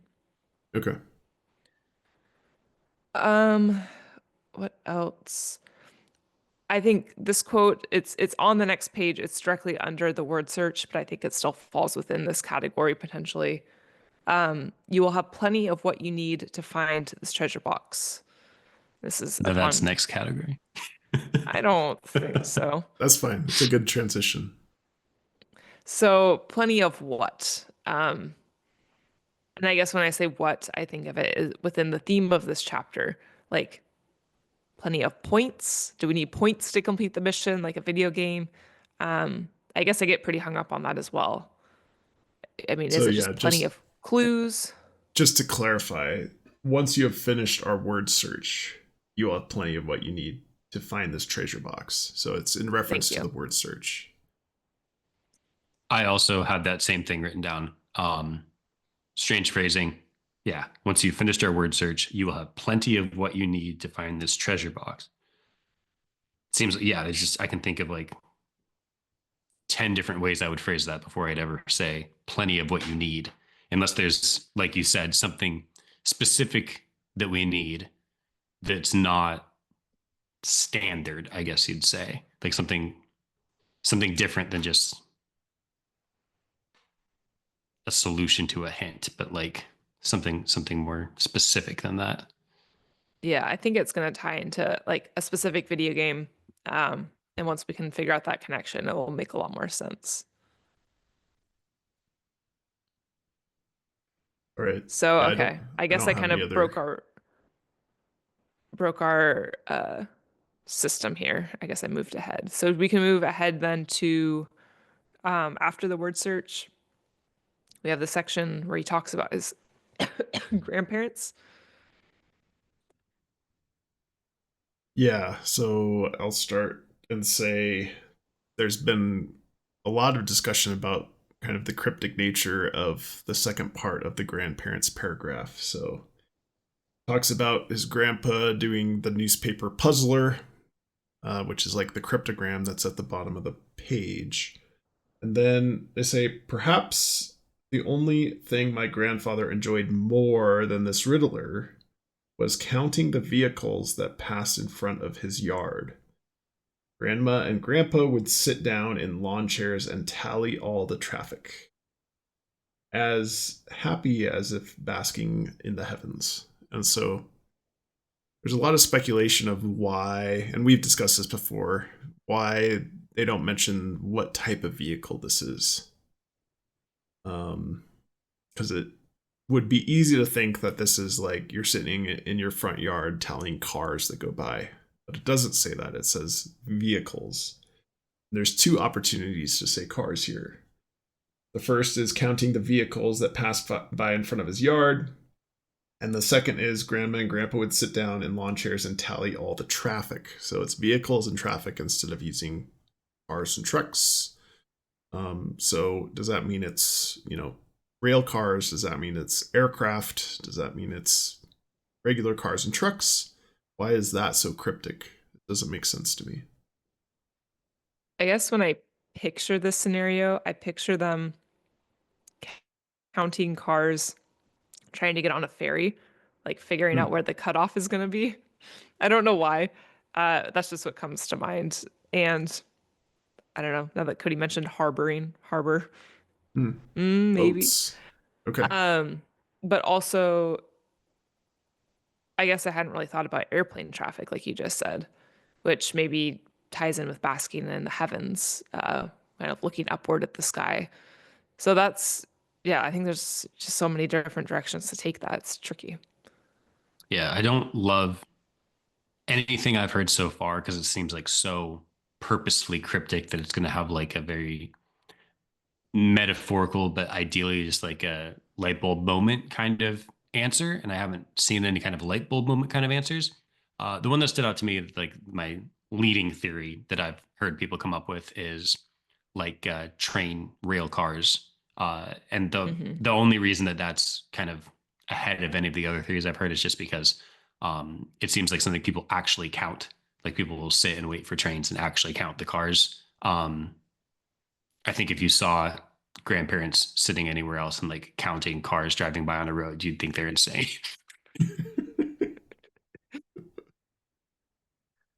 Okay. But I guess the critical thinking here is, what is this clue supposed to tell you? Is it supposed to be, boots on the ground? Is it supposed to be Google Map based clue that that whatever location you're honing in on should have a rail line next to it or an airport next to it? I just don't quite know what you're supposed to do with that particular clue, even though it's not solved yet. What would that give you? Just more location based information?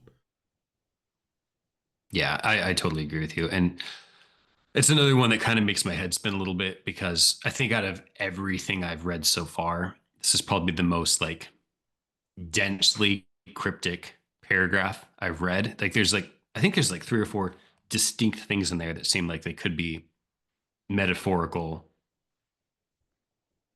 or used in some weird way. Like the word tally, and then tallying the traffic, the fact they're in lawn chairs, happy as if basking in the heavens. That's another part that we haven't really even touched on that seems kind of tacked on the end as like definitely part of, like definitely intentional. He also calls it the puzzler in the first sentence, and then the second or third sentence calls it the riddler, which could just be 2 different words for it. But I don't know, that whole paragraph just seems like it's so dense with probably metaphorical language that it's oh man, it's tough. And I'm hoping it's an answer that's like a light bulb moment kind of thing. And you're like, oh, that fits perfect. But we'll see. I suppose it could bolster the Spy Hunter theory again, because in Spy Hunter you're basically driving your car past a bunch of other cars. I don't know if you're supposed to tally something in there, but yeah. Yeah. Something about the adding in this, they'd sit in lawn chairs and tally the traffic.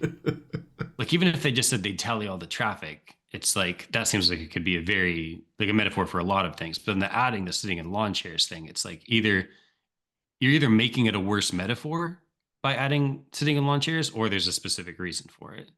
Right. Right. I guess for Just a me, lot to unpack there. I agree that this section is very overwhelming. And so I think for me, the way that he's presenting it in the chapter is kind of like an additive of you don't even need this to solve the puzzle, but this is some extra help. I guess I'm kind of trying to put it as like a part two, like see if we can come up with something that we like for this first chunk and then approach this and see if it makes more sense how it fits in with a solve. Mhm. Since it seems like this is supposed to come in addition to what you've already found with the rest of the content of the chapter. Yeah, that's a really good point, Bryn. Agree. Yeah, I agree with you too. I guess when I heard the section when I read the section where he's talking about it being an add-on to like help you even more if you need it, I'd kind of compartmentalize that as like just the cryptogram. But I guess that part when he says that is prior to him talking about his grandparents too. So hopefully that's Right. either a clue that just helps you feel better about a theory you've already established earlier, or a boots on the ground kind of thing. Right. All right. Well, all that being said, do we want to then jump into a cryptogram investigation? Yeah, Yes. I can pull up the cryptogram so we can just talk about it specifically. I'm going to quickly try to track down a cough drop. I'll be right back. Okay.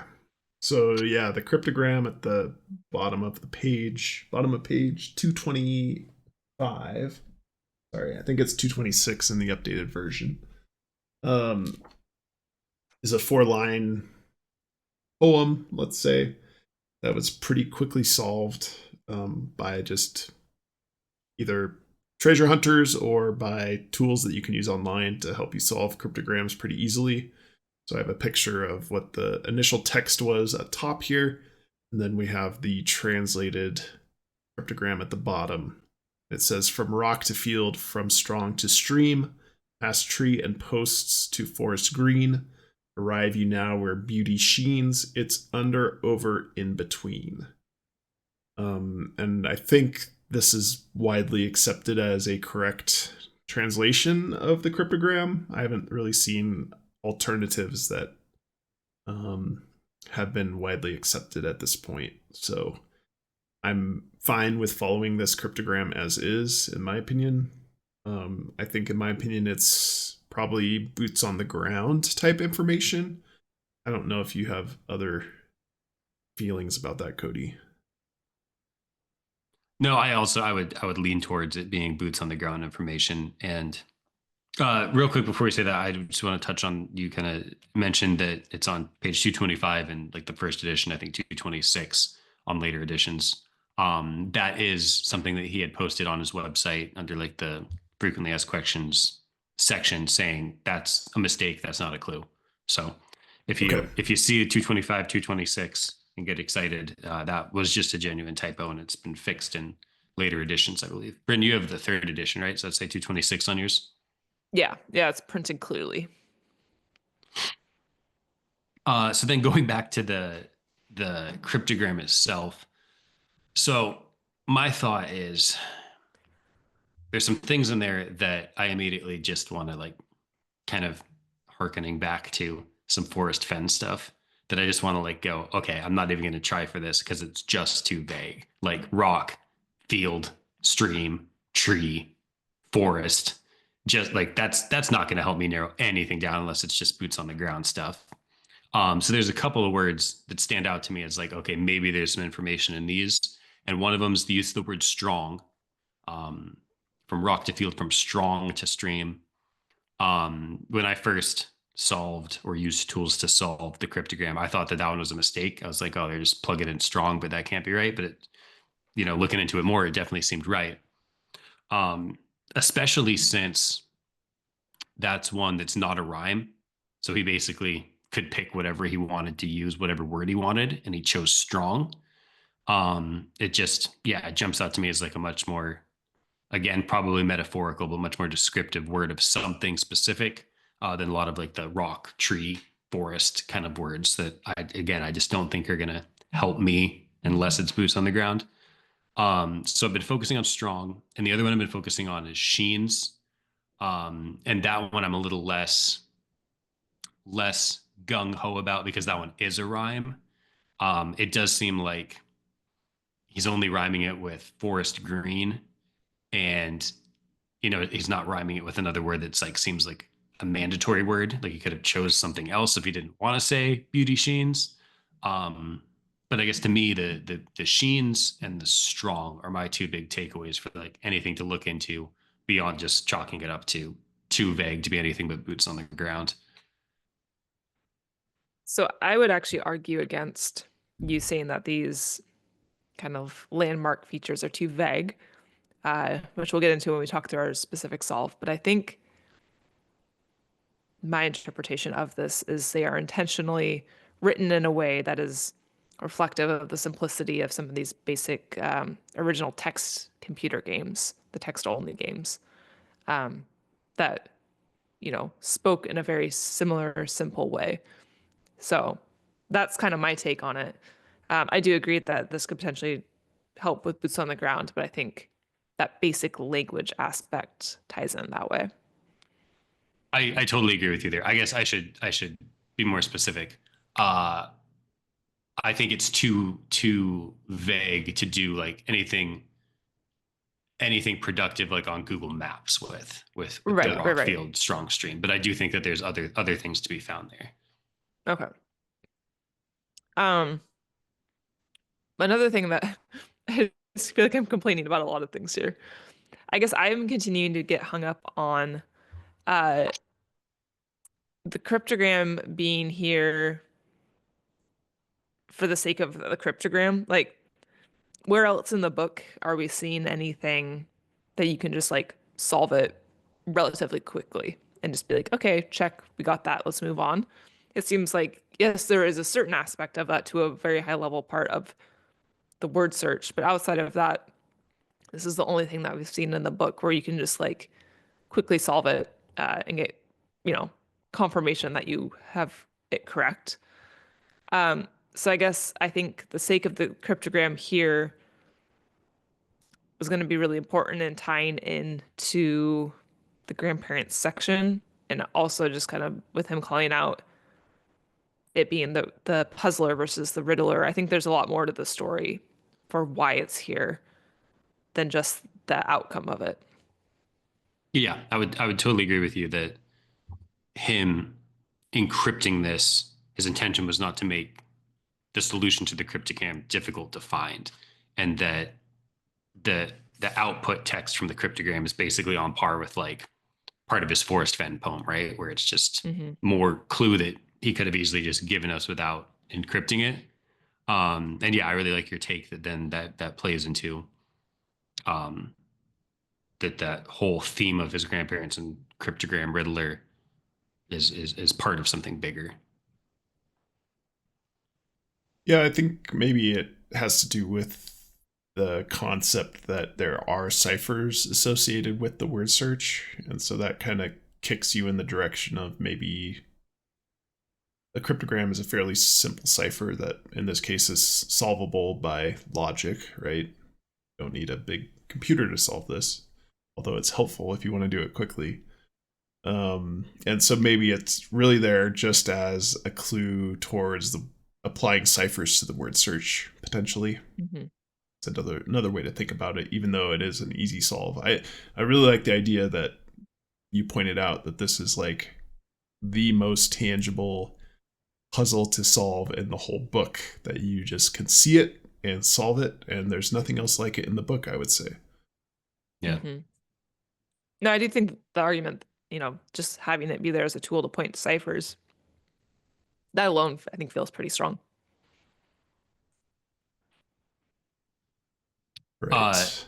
If I was gonna go, as on the nose as it gets with the arrive you now wear beauty sheens, it's over, under, in between, and we're talking about trails that are within 3 miles of the trailhead or the roadway, whatever you want.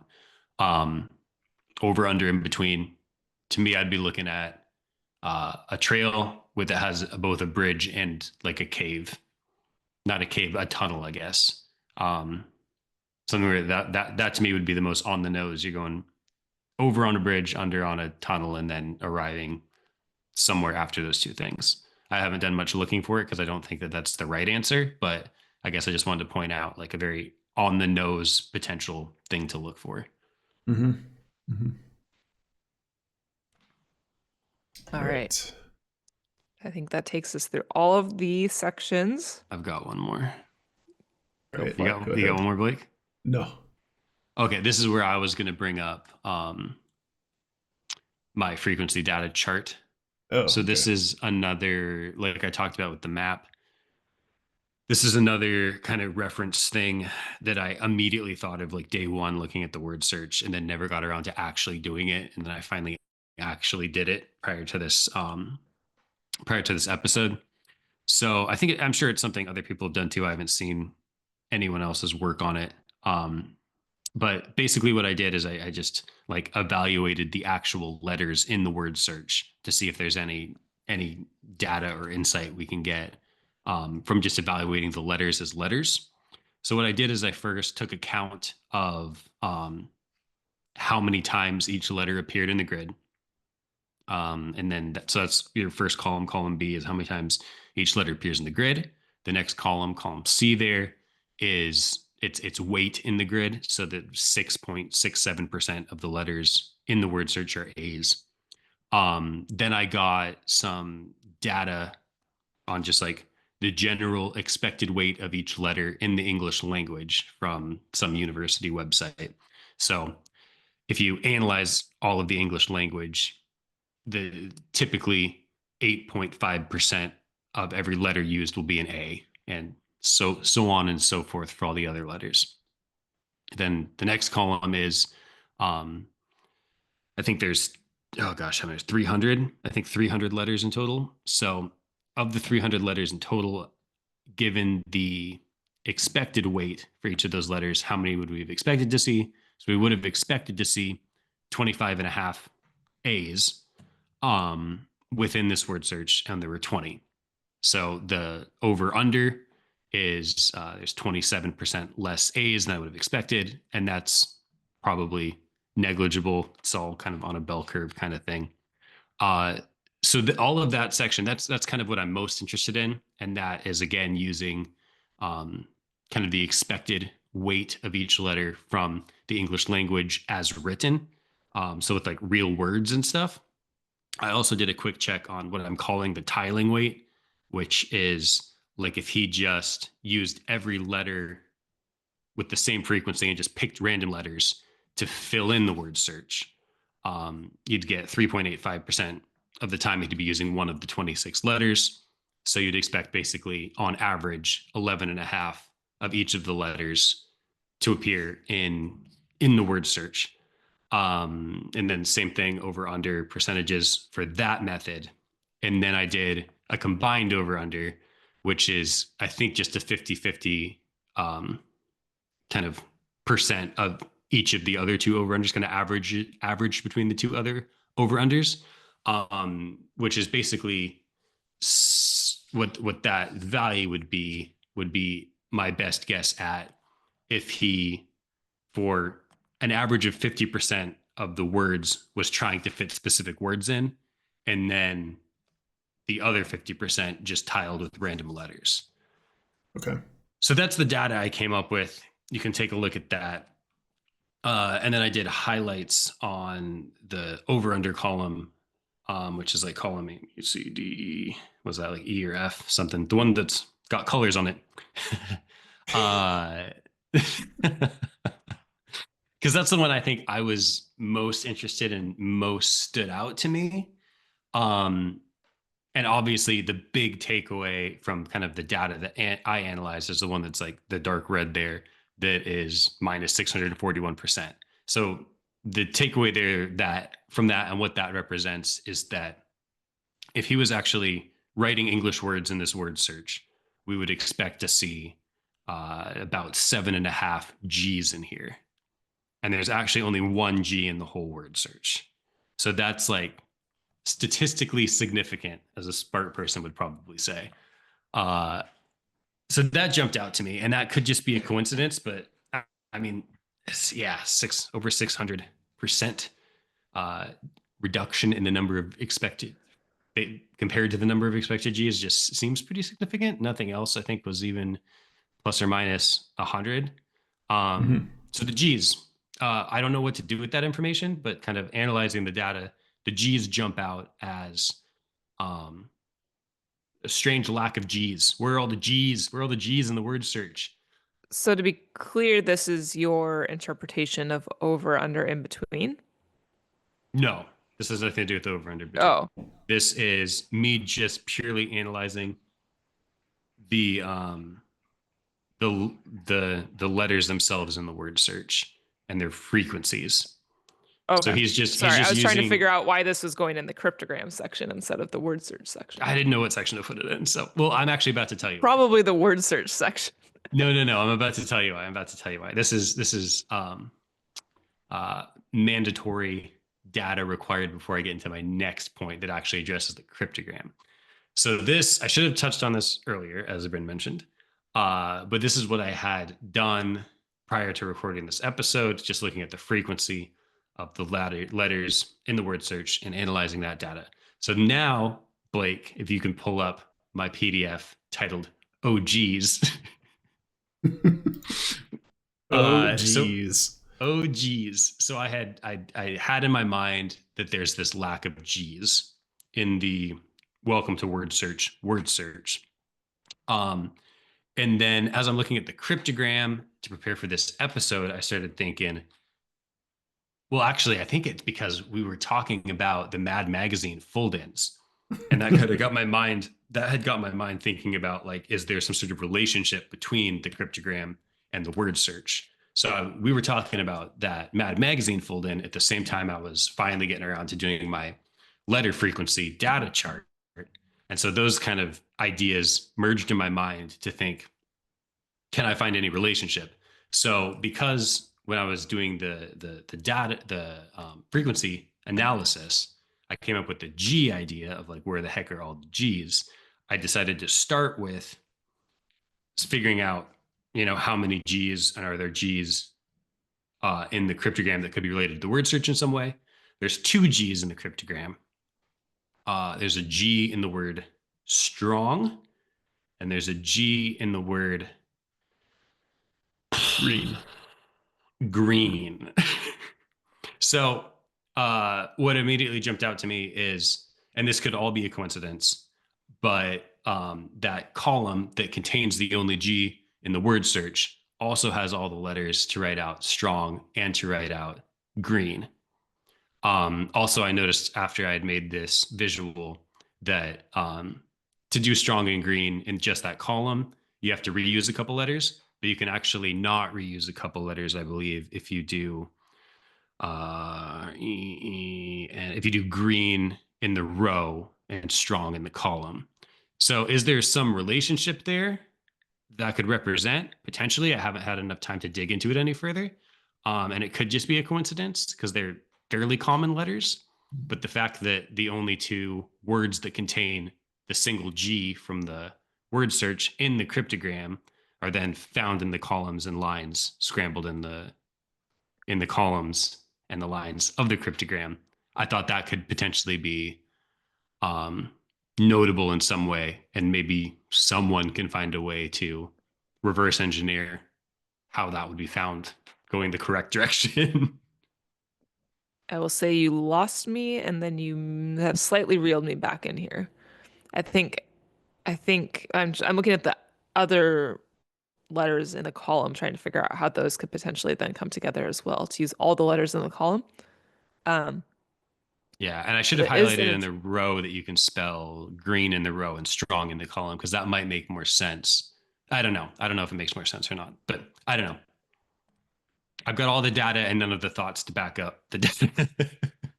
It is interesting.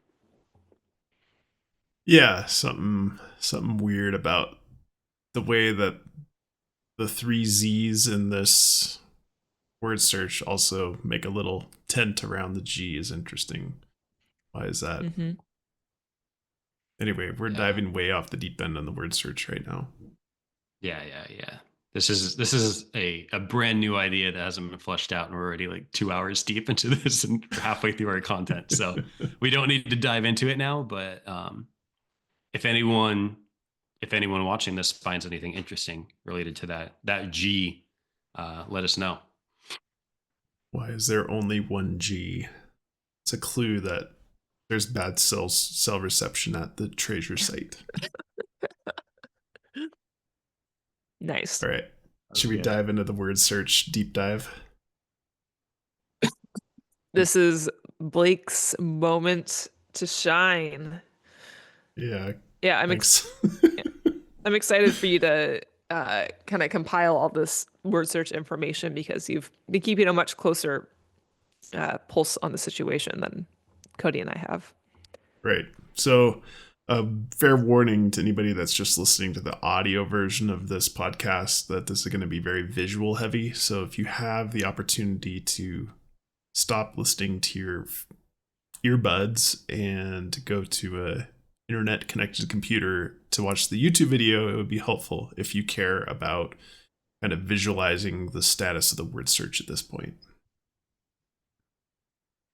All right, so let's just start with the regular word search that I have posted here. This is in Excel. Talked about that ad nauseum at this point. The first stage of the word search seemingly is find. We're not seeing it if you think okay. You're sharing it. Sorry. Yeah, you might not be able to see it. Okay. That's fine. I don't know. I can try sharing it to see how it looks. If it fails, I'll have to edit it out. But I think it's important that you guys see it. Let me try. How that will look. I don't know. Word search presentation 1. Causing chaos. All right. You guys can see that now. Is that correct? Yes. Okay. So the first step in the word search is just find the words. Basically, I have them color-coded here in dark blue if they're forward-facing words, light blue if they're backwards words, and the green are either diagonal down from left to right or diagonal up from left to right. So those are the kind of those are kind of the instances. Sorry, I got a message from Bryn, but Bryn, we are okay. On the recording here. Okay. No, good call out. I was thinking the same thing. We'll edit it in post. Okay. No. Yeah. So this is kind of the basic set of words. I mean, even at this level, it's still fairly controversial, and the reason for that is there are other words that I'm not highlighting here. So as one example is Coke, C-O-K-E. There's yeoman, Y-E-O-M-A-N. And the reason, and there's, Rams, R-A-M-S. There's different words that I'm not highlighting here. And I think it becomes, solo was one of the ones that jumped out to me too. Solo. As a pretty obvious word. Mm-hmm. So there's a few reasons that those words are not being used at this moment. And it becomes clear once you look at what is left over on the word search, which I'll show on the next slide. But also keep in mind, you can ignore all 3-letter words and you can ignore some proper nouns. So something like Ohio here, we're not highlighting either. And as I said, it's controversial. If you think about after finding these words, there was a lot of work done on finding some anagrammed words left over that kind of say a message. And so let me pull those up so it's kind of clear why we've chosen these words. And we're welcome to come back here and discuss further. But before we get too off the rails, as you can see in the next picture, what I've highlighted in this salmon color is some anagrammed messages that have been found after the basic word search was done. And so what we're avoiding here right now is picking out words that would mess up this message. So if you unscramble these leftover letters, you can spell out this very clear message. There are 5 clues in this word search, but do not tell anyone. 3 are on special bends or turns. Just remain steady to complete the mission. So that is not random, those letters, to make that message. That seems like a very clear message, and that is why we are ignoring some of the initial words that we found in the word search in order to keep maintain the integrity of that message, because if you're selecting words in the word search, then you ignore those letters to make the anagram potentially. And so I think there's still a lot of controversy about why we're doing that. But that message to me seems pretty clear from the unscrambled words that are highlighted in pink here. There's kind of a special case here that I'm highlighting in a slightly darker pink that could anagram into them up. And so it would make sense to use this word line, which is just a true word in the word search, quote unquote, to say line them up. So you could put in here, but do not tell anyone. Line them up. 3 are on special bends or turns. Just remain steady to complete the mission. So that's why I have this line them up here, because for some reason, if you do want to use line them up, line is not scrambled for some reason. And I don't know why that's the case. But that's kind of the, let's say, second level of the word search, is this anagrammed message from the leftover letters. Any questions or comments so far from you guys? Yeah. I think. Oh, go ahead. Go ahead. No, you go ahead. I think I still have a hard time ignoring the words for the sake of fitting this message, which I fully understand why. And I think I'm just gonna have to tell myself to default back to, a lot of other people have been doing a lot more work on this, and so I think I just need to kind of get past that. Yeah, that's all. Yeah. It also, I agree. It drives me nuts that even 2 layers deep here, there's so many yeah buts. It's like, you select all the words in the word search. Yeah, but you don't select these 3 or 4 that are pretty obvious words. Like some of them, like human, that seems like unused enough that it wouldn't bother me. But there's other ones that and like the Rams one, you could say it's a 3-letter word and then an S, so it should be ignored. But there's some other ones in there, like I think solo, and I can't remember the other one on top of my head, but it just seems like they need to be in there. So there's that, yeah, but which I can get past, because obviously, I mean, it's crystal clear that this anagram is correct or very close to correct. That it's intentional. It's not just random. And then there's there's this yeah, but in part 2, where it's like, well, now we're just going to use the word line, even though we don't use any of the other words, because it just happens to make sense with line them up. So again, I think that everything so far that you've explained is correct or very close to correct, and I'm on board with it. But it just gives me this feeling of like, even throughout the rest of the book, it's like, is every clue in the book going to have a yeah, but like, I can't come up with an example off the top of my head, but it's just the way my brain works is always like, I like logic puzzles, right? Where it's like everyone's always doing, everything's perfect no matter what. And that you're right because you can just explain everything logically, and everything follows a very specific set of rules, and there are no exceptions to the rule. And so far we're like only 2 layers deep, and there's these very obvious exceptions to the rule. And I do think it could get more forgivable if there's more to this word search, and some of these things just kind of had to happen in order to add this degree of complexity to it. It becomes more forgivable. But like, I mean, you could just like change the I and N in line, right? And then it just fits the rule. Then it's not a word, and then would be used in the cryptogram and in the anagram. and would fit all the rules. So Yeah, there's got unless to it's be a reason important. to.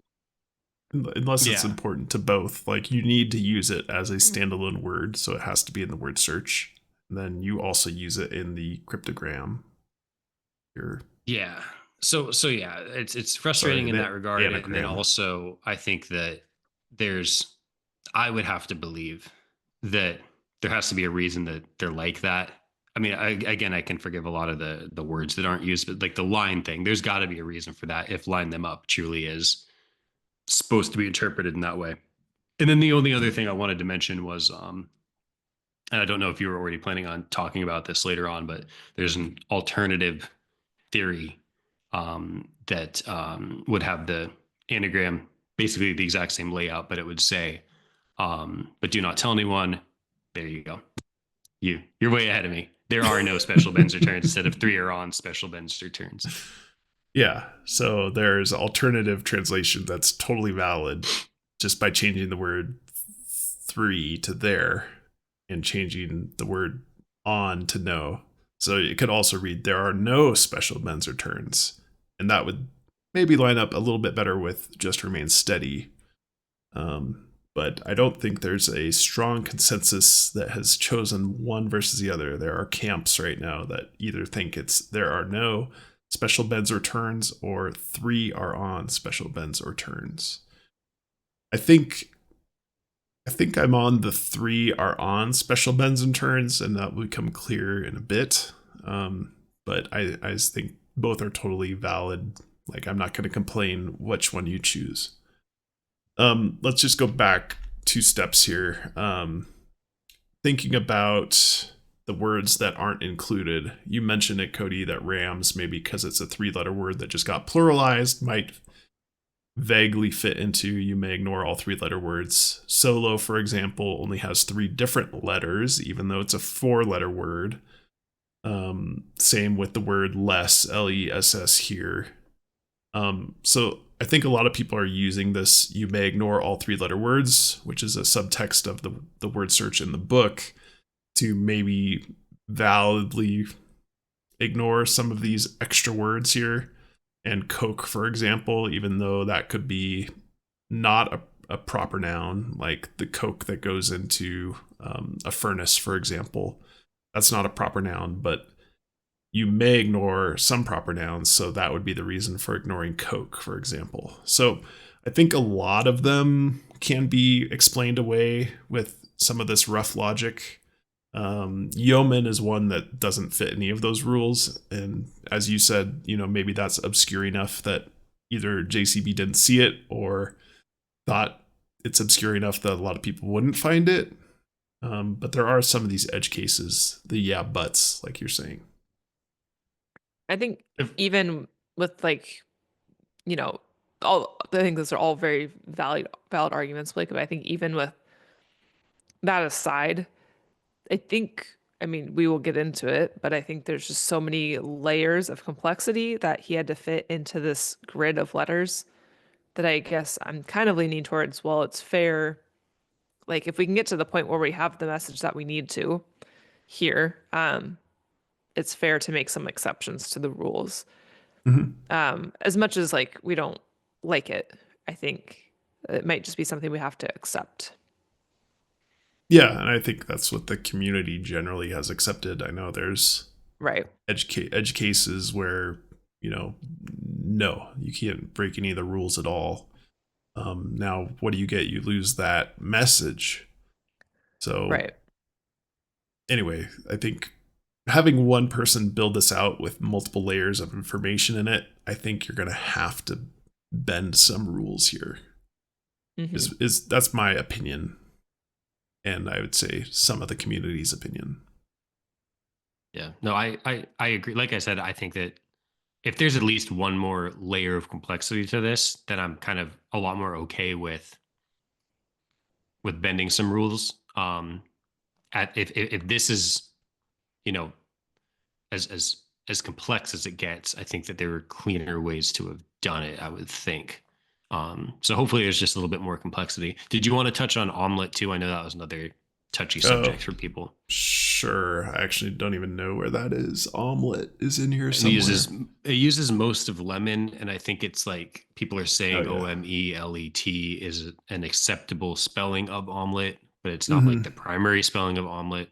That one doesn't Yeah. bother me too much. I think that I'm okay with omitting that one because I Mhm. think I haven't looked into it super closely, but I think that the OMELET is kind of a different way of spelling it. And the main way Yeah, is OMELETTE. that's right. So I don't So know. yeah. That one doesn't give me heartburn as much as some of the other ones. All right. So just to pacify Cody, I also removed the word line from this. So there are 5 clues in this word search, but do not tell anyone. Up them, 3 are on special bends or turns. That doesn't make much sense, but I did want to throw it out there as let's ignore line because it's annoying. Doesn't really make too much sense. But it's an option. All right, so now we've recolor coded the quote unquote acceptable anagrams in yellow and the words just uniformly in blue, so it's easier to see. I guess I did not highlight that there's also one exception to this rule. This bends or turns. Turns is made up of letters on 2 separate lines. So again, it's another rule break here, and that's why I have it color coded dark yellow here. And to line them up as a message in itself, that's why I have the them up highlighted in dark yellow here, just to point them out here. So now, let's say you just agree with everything I just said. Here is what we have left over in terms of letters that have not been used yet. And so there's a few different paths. We'll go down here. The first is the states. So you'll see that there are a TN, a NC, and a SC potentially reading Tennessee, North Carolina, South Carolina. And then let me move the picture here.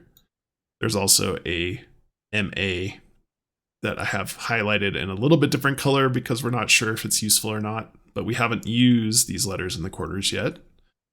So that could represent Massachusetts. So thinking about this as a potential way to use a map, this is what we've shown before in our podcast, but granted, we might have different listeners here just focusing on the box, the part 2 boxes, not the lion's share. I'll show it again here. So one way to take these state abbreviations would be to overlay them on a map. So we see the TN is here on Tennessee, NC is on North Carolina, SC is on South Carolina, and then MA, we're using the Massachusetts to line up MA on Massachusetts. And then potentially you could use this X of O's or this plus of O's as a potential target for where the treasure might be. And so if you do that with the way that I've lined it up, and you're welcome to scale this differently, certainly, would be to have potentially the treasure in Kentucky. Home of the mint julep. Home of the Yeah. mint julep. Kentucky, aka the mint state. TM. But that's what we're going to be using in our solve at the end of the show here. The other thoughts people have had are use the 1X that's left over in the word search, and maybe that X marks the spot would also be a potential solve somewhere on the Mississippi-Alabama border, the way I've scaled it here. But that is just something else to think about if you want to use the states solve. You guys have comments or questions about that?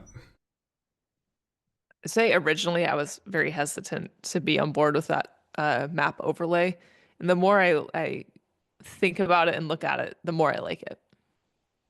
Yeah, I think in the theme of keeping it simple, like this fits in as like a pretty easy way to use those leftover letters.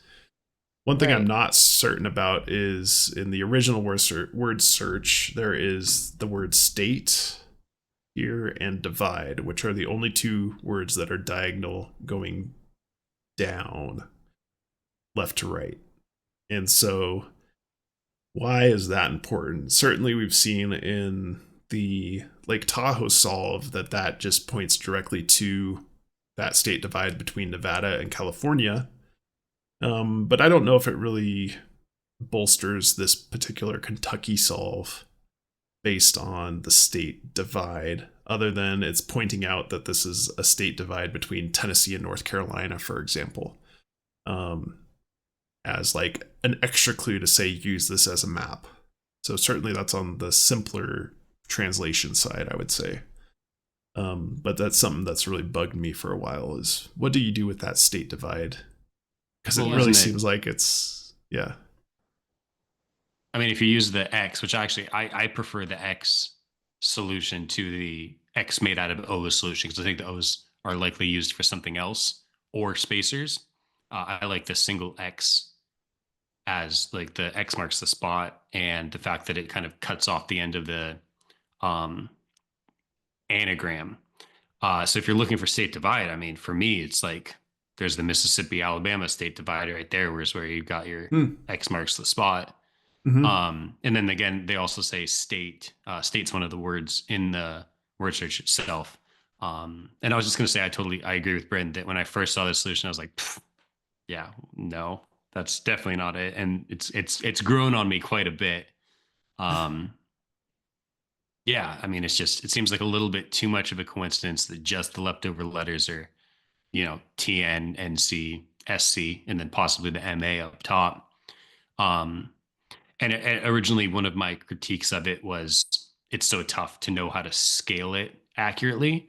But I mean, if that part of that clue is just intended to get you, to a specific state and not necessarily, within 10 miles of a location or something, then maybe it is valid. And the more we talk through it and find things like, that X and state divide, and you'd know how to scale it just right, so you get it right on the divide of Mississippi and Alabama, something like that. I definitely think it's potentially valid and worth looking into.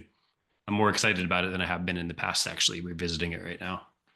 Yeah, one argument for the X is that Alabama's state flag is an X, so that might argue that I have it scaled a little bit differently if you go by that rule, that I should squeeze it a bit together to get the X on Alabama. But I like the idea better that yeah. I like the idea better that it would be state on a state divide. Okay. Because I feel like that matches some of the words in the word search a little bit better. And the fact that just scaling it without thinking about that got it so close to that state divide there, I think is interesting. Okay. So the passive future box is in the state border between Alabama and Mississippi, according to Cody. Too close to Pokemon. Okay, so that's the states. So that's one active theory out there that I particularly like. The next is the O's. So there's some O's left over, and there's 19 of them, which is interesting because the word search has the word 19, and the word search has the word 0 or zeros, depending on how you want to solve that word. So that seems like an interesting coincidence, I would say. And I don't think I've seen a solve with these O's that has been like a slam dunk at this point. So I'm excited to see how the O's are used. Don't have a good explanation for that. We do use it in our Kentucky solve that you'll be seeing later, but it might be a little rough and you might laugh at us, but we'll see. All right, so we've done those things. Now let's look at the corners. And so we're kind of double dipping here because if we're using Massachusetts, then how come we're using it again for the corners? And so right now there's 3 corners that have unused words that are highlighted, or letters that are highlighted in orange. And this is where we start getting into ciphers. So think about the corners for a second. Let's go to the bottom right corner. We don't necessarily know if we should be using this IRE or not because it's already used in the word sapphire. But we're going to break that rule anyways by looking at this whole block of letters. It's 16 letters in the lower right-hand corner. And what you can do with that is you can anagram it. And if you anagram it, it turns into basic cipher plays. Or some people say play basic ciphers. But this is seemingly a hint towards using some sort of cipher technique that's a basic cipher technique. If you use these bottom left corner as well, you can also say apply a basic S cipher or applies a basic cipher, something like that. I'd say it's still a little controversial whether or not you're supposed to use these letters or not. I would say if you just use the bottom right-hand letters, I like basic cipher plays myself. And so what we do here now is we apply a Caesar cipher, and that is classified as a simple cipher because it is. Basically what you do is you take your encoded message or the message you want to send, and then you shift the letter a number of letters up or down the alphabet to make a encoded message. So the example we're looking at here is a Caesar cipher shift of -3 because you're going from E and counting down 3 letters. So your E in your message would turn into a B that's encrypted. The interesting thing about this is if we apply a Caesar cipher to the corners that haven't been used yet, and this seems too coincidental not to be maybe a correct solve, we use the number that's listed in the line to apply that to a Caesar cipher. So in this case, because 19 is forward, we use the left side and apply a +19 Caesar cipher. And this is something that Cody had solved himself, that if you do a +19 Caesar cipher to these 3 letters QVU, you get Jon, which we thought maybe initially was just an Easter egg that Jon put his name in the cipher, kind of like the adventure Easter egg that was discussed in Ready Player One, where that was the first Easter egg where an author had put his name in a game because they didn't have credits in those games. At least some of the companies did not.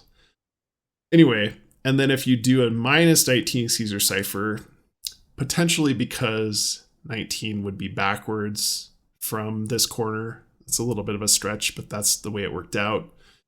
To get this message, we get a ITH, and then there's a 0 in the bottom, so we don't apply a Caesar cipher at all. We just use the APS here.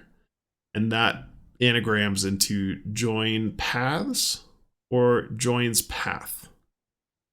And so that, I think, is fairly widely accepted as a reasonable solve at this point.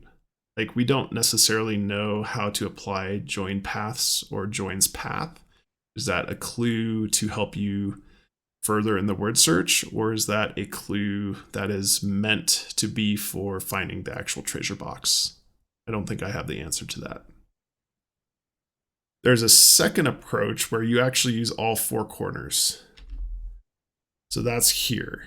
And if you do that, then you can actually anagram these letters into join the pairs. Join the pairs.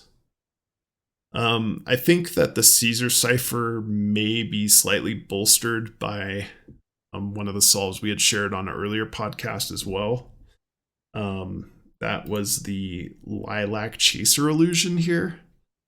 And basically what this was is we're using the lilac, which is a word in the word search, and we're using the mention of Pac-Man twice. And that popped up with this lilac chaser illusion, aka the Pac-Man illusion.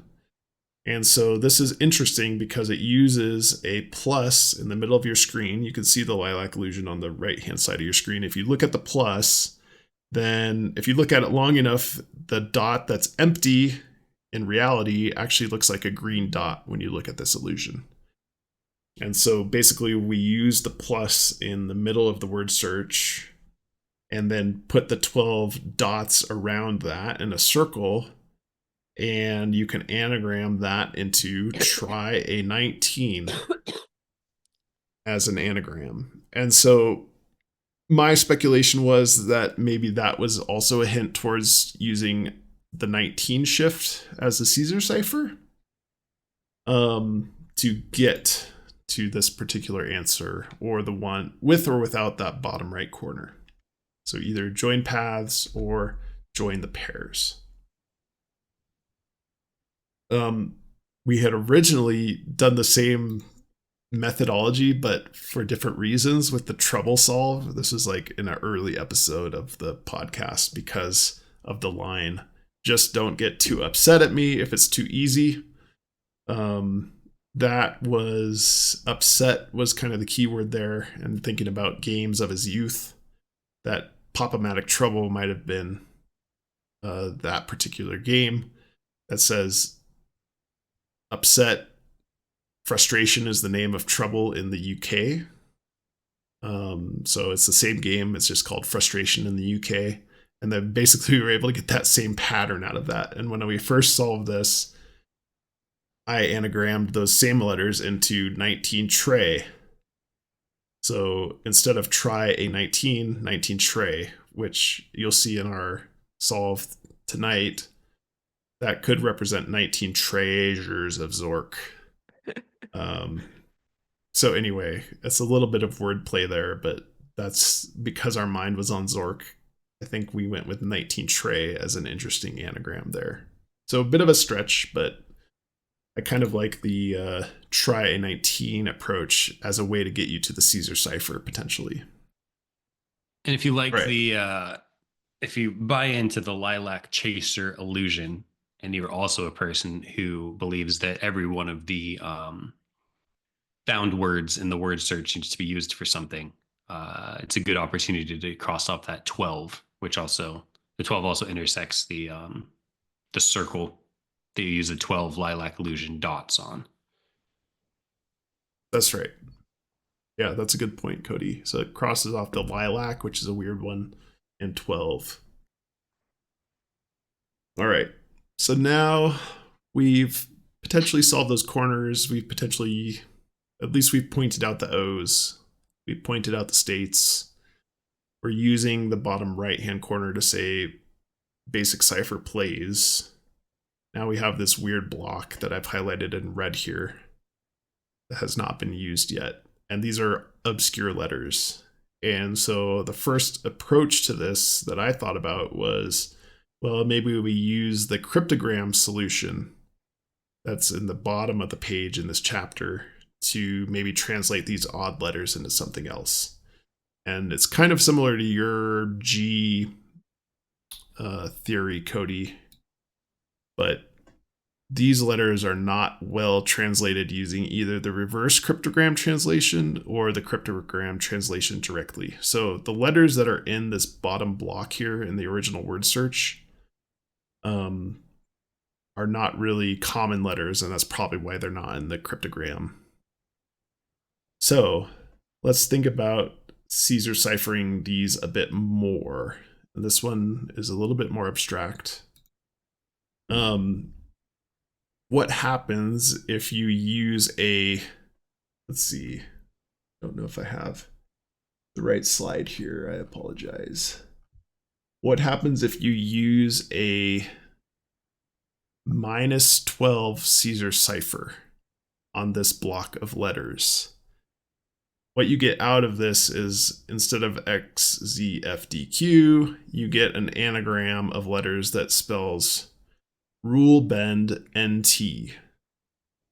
And that is interesting because there's an NT here on the 12th row. Let's see, 1, 2, 3, 4, 5, 6, 7, 8, 9, 10. I think my math is off here, so I apologize.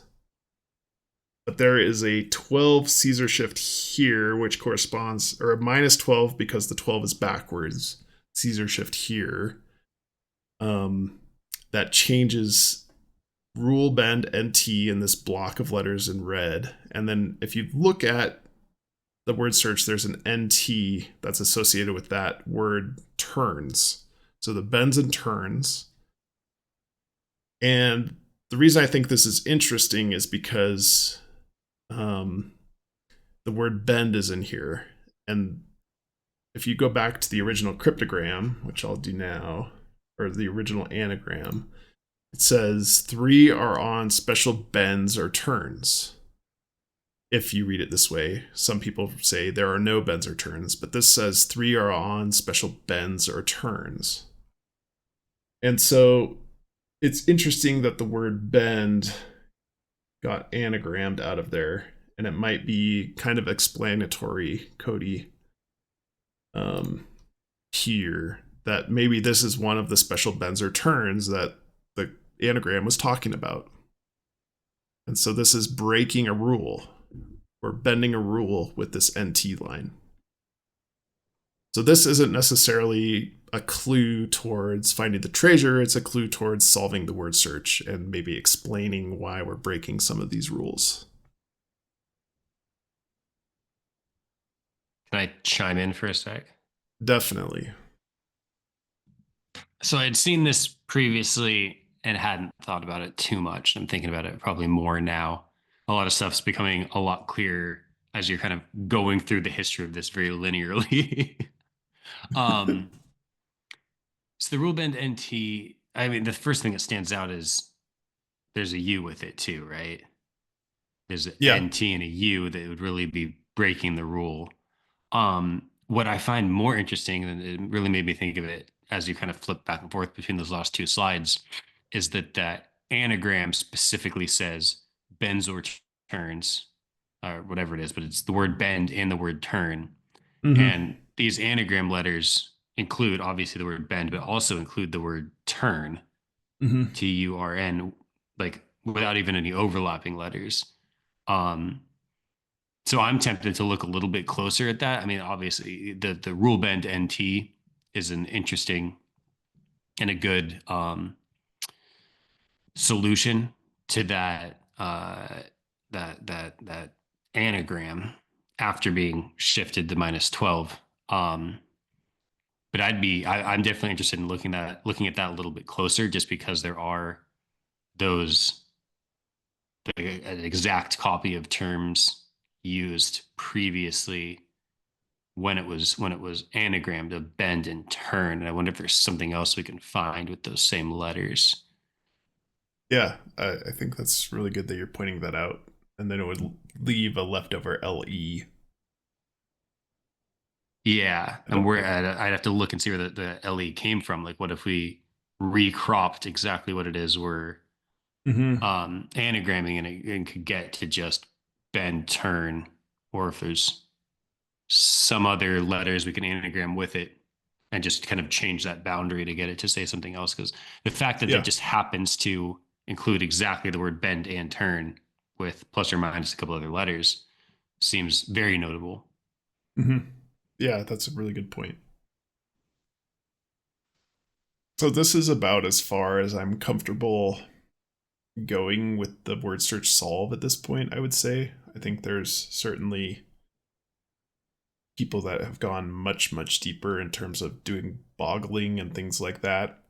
I don't guarantee that all of these approaches are quote unquote correct, but I'm comfortable with going this far, in my opinion. I do just want to point out, and you may have already acknowledged this earlier, but I want to make sure we acknowledge that some of this work we got from the community and other people. We did come up with some stuff ourselves, and we did come up with some things that other people came up with too independently, but there are also things that we've borrowed from other people who have made public their ideas as well. Mm-hmm. Yeah, let's be very clear about that this is basically my presentation of the community efforts solve that I'm comfortable with. just because we haven't had much luck with the O's at this point, there was somebody in the Discord that had mentioned question whether or not the O's are a red herring. And the reason that's the case is that these central O's in pink here look like a fish. And we had pointed out in the Appalachian Trail box map, as somebody on Discord had also pointed out, there's a little red fish shape next to the compass in the Appalachian Trail map. So it slightly supports that Jon Collins-Black might explicitly point out red herrings if we take that at face value for the Appalachian Trail box. Anyway, I just wanted to throw that out there because I thought it was interesting. I think we do use the O's for something. I'm not too confident about what we use them for yet. Well, I just don't even understand. I mean, what does red herring even mean in that context? Because in my mind, if they're used for something, that's great. I kind of hope they are. But if they're not, they're just spacers. It's not like they're a red herring. It's basically a message to say don't use the O's. They're not an actual clue. I would find that really hard to believe given the words 19 zeros. And yeah. And I need something a little stronger than a vague fish shape. I'm just throwing things out. I thought we're not criticizing you. I will say I finally just saw how that's supposed to be a fish, so I can acknowledge that. It's a 8-bit fish. Yeah. All right. I lied a little bit. I have one more piece that I'm even less confident in, but I thought it was interesting. Oh boy. So when we think after about the response to your last slide, I don't know if you want to keep and because I mentioned it in the Forrest Fenn pick nuggets for this chapter, the double letters join the pairs. Some people have taken that towards solving the word search with additional information. So I don't have a good graphic of this, but basically if you join the pairs, meaning you take any letters that are double letters next to each other, you take that as a single letter, then to anagram. And so one interesting solve, because it had to do with O's, which I'm obsessed with, if you take all of the vertical double letters all the horizontal letters that are doubles, you could anagram the words top secret O. Yeah. And so top secret O is like, yeah, that's the O I need to put my O's overlay on the book somewhere. Where's the top secret O? So anyway, that is a bit more of a stretch even than what I've talked about. But it is a way to use join the pairs, which is an interesting message. Yeah, I do like it. Yeah, I like that quite a bit, actually. Whether the top secret O's things is correct or not, but the joining the pairs, because I haven't looked into that one at all, and looking at the word search for the first time, it does seem like there's very distinct and obvious like pairs of letters that match, and then it would also kind of reference some of the things we talked about earlier in the text of double letter words. And how about puzzler and riddler? Now that I'm looking at it, I thought it was weird that he called it two different things, and those both have double letters. Mm-hmm. Yeah. That's a good point, Cody. Something going on there. Solved. We're going to get a plane ticket. We're going boots on the ground. What state has double letters in it? Mississippi. So many double letters. And it's on the border with Alabama. Oh. Wow. Buying plane tickets now. All right. We're getting loopy. We are. It's getting late. I just want to shout out some resources that I think are interesting. So, as I mentioned, you can go to very far ends of the spectrum as in terms of complexity of how deep you want to go in this word search. So, if you think my solve, it's not my solve. If you think the solve that I went up to is dumb and like too easy, then go look at Dr. Krypton's YouTube videos about the past and future box. He really dives in and does some very interesting boggling and anagramming and finding of Easter eggs that are quite interesting. in the word search if you want to take a really deep dive into the potential of the word search, let's say. So I recommend Dr. Krypton. There was a brand new video just this week from R.S. Malik on YouTube as well that I think pretty clearly describes about the same level that I described tonight, with a few different caveats and a few different ways to solve this. That I'd recommend watching that if you want another look at how to solve the word search up to date. And then definitely recommend, if you're on the Calazar's Grand Adventure Discord, looking up some of the approaches that Hikaru has been working on. I believe it's a she, but she has done tons of work on the word search and has really clever ideas that don't always pan out, but in terms of like effort and different creative approaches to solving the word search, definitely look up Hikaru's approaches in the history of that Discord channel. And then I guess I probably should have put it here as well, but K-Pro from Calazar's Grand Adventure as well has done some really elegant presentations of the word search clues. I think some of them are broken up across different presentations, but these are all excellent resources if you have more interest in creative approaches to the word search. All right, I just want to cover a few additional thoughts on unfinished business with the word search. So ciphers. Are there more ciphers that need to be applied to the word search to get additional messages out of it? And there's clues hinting towards that potentially. Certainly the Caesar cipher, we have at least moderate confidence in based on the messages we're getting out, and that Lilac Pac-Man saying try a 19, and the upper right quarter saying John. Like, those are giving us moderate confidence, I would say, in the Caesar cipher approach, and join Ben Rule and T potentially as well. There are other words in the word search that could hint at applying different ciphers. So rail fence cipher, for example, is a basic cipher, and the word rail is in the word search. So is there a rail fence cipher somewhere in the word search that we haven't found yet? I don't know. The Vigenère cipher commonly uses lemon as the keyword for that cipher, and lemon is in the word search. So is there a Vigenère cipher that we need to apply?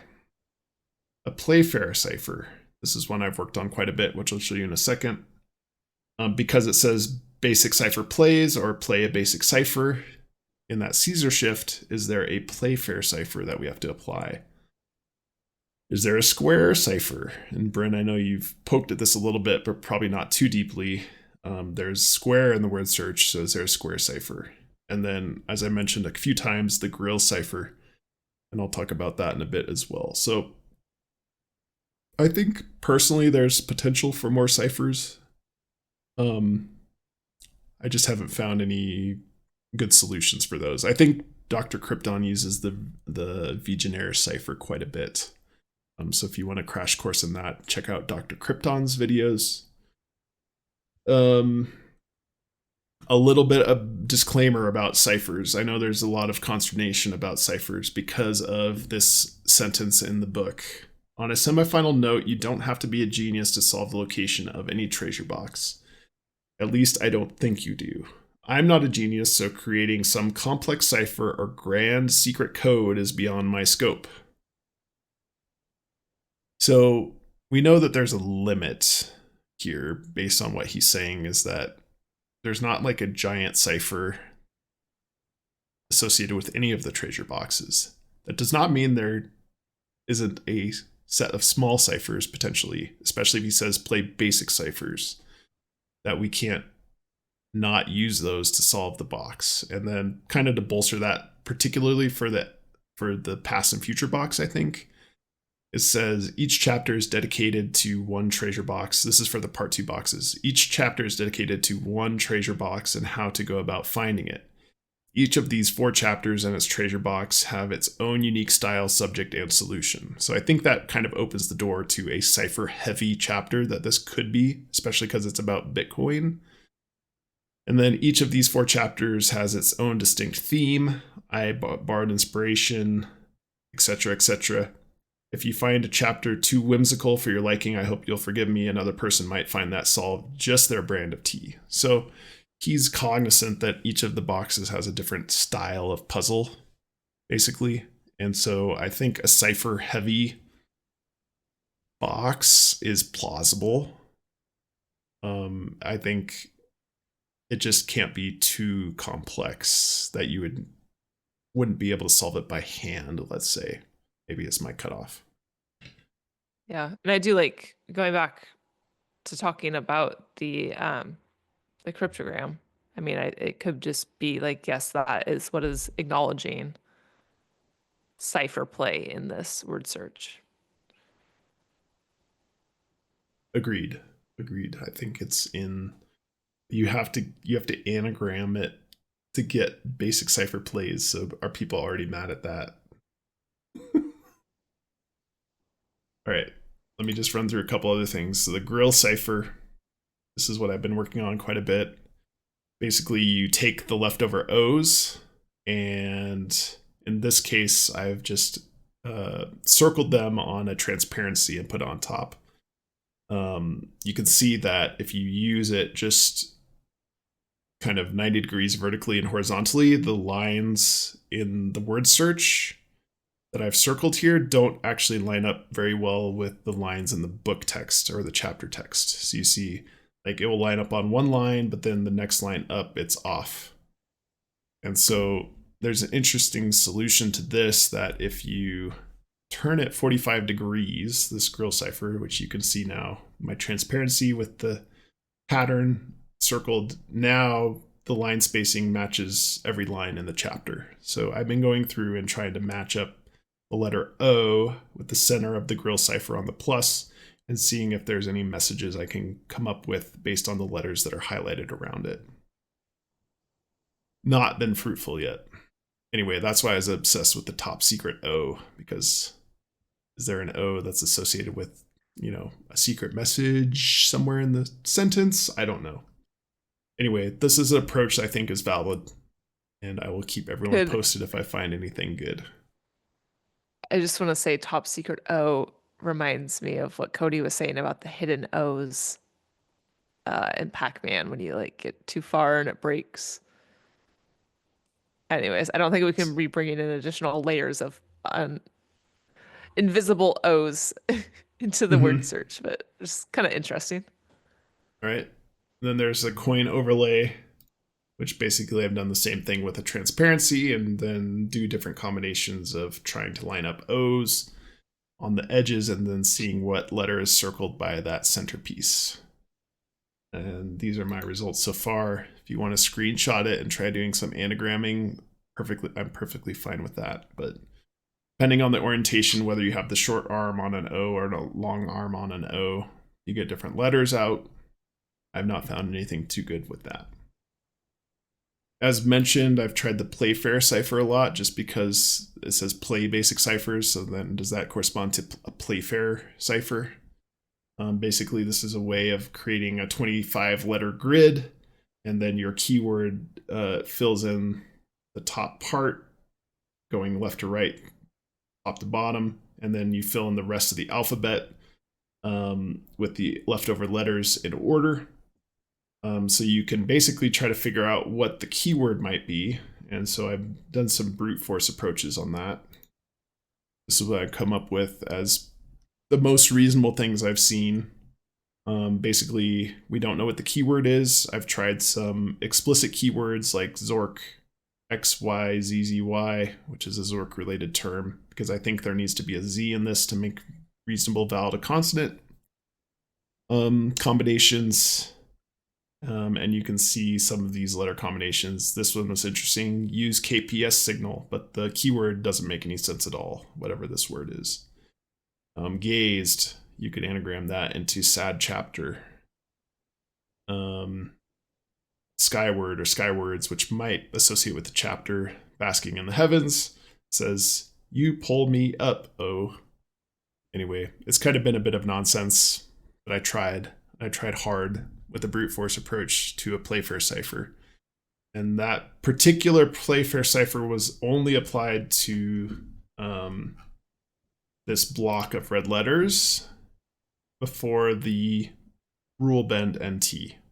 So maybe that's solved at this point, and maybe I should apply a basic or the Playfair cipher to something different. Cody showed his Minesweeper approach already, which was looking at the O's and counting numbers, but you didn't get too many messages or any message out of that. There's not a good consonant to vowel ratio here. The Mad Magazine approach we've talked about in detail. Again, just don't get upset at me if it's too easy. Upset is a synonym for mad. I actually did the folding page here. So this is Mad Magazine. You get a full page here that has a picture. And then when you fold it according to the arrows, you get a different picture. And this says Joe Camel. So that was kind of cool. So we've tried applying that to the word search as well to see if you get, this one was the most interesting because it says welcome arch at the top. And then I translated the anagram at the bottom and it doesn't make any sense. I think there's still more threads to pull there by basically folding in the word search on itself to try to get a different message. As you pointed out, Cody, it's interesting because the Mad Magazine has, this picture plus a poem at the bottom that changes. And so that is kind of the same layout as the word search page in the past and future box. Yeah, that's definitely the part that gets me most excited about it. And it's ironic or funny because the first time we talked about the fold in, I was so focused on the word search, I didn't even notice, but we talked about it again in a previous episode. And the way that the picture of the word search up top and then the Riddler cryptogram at the bottom is oriented. It's really makes you wonder if that's a possible solution. Yes. I've done a line them up style approach also that has not given much fruit, I would say. The idea here was to also take double letters, but take double letters that are one space apart from each other. So for example, this L and this L, line those up and then take the letter that's in the middle, which in this case is an A. And then basically I put together different anagrams based on whether the letters were horizontally based, vertically based, or diagonal, and gotten a few weird anagrams out of those. I try create tatami, and tatami is weird because it's the Japanese like walls that you might be familiar with that are just like wooden slats that make a grid and then are covered with paper. You picture what I'm talking about? Anyway, so that was interesting just because that kind of looks like the word search with a grid pattern. You said you did like a full Caesar shift to the whole grid before doing this? Nope. Because that's not. This is straight up the words. Oh.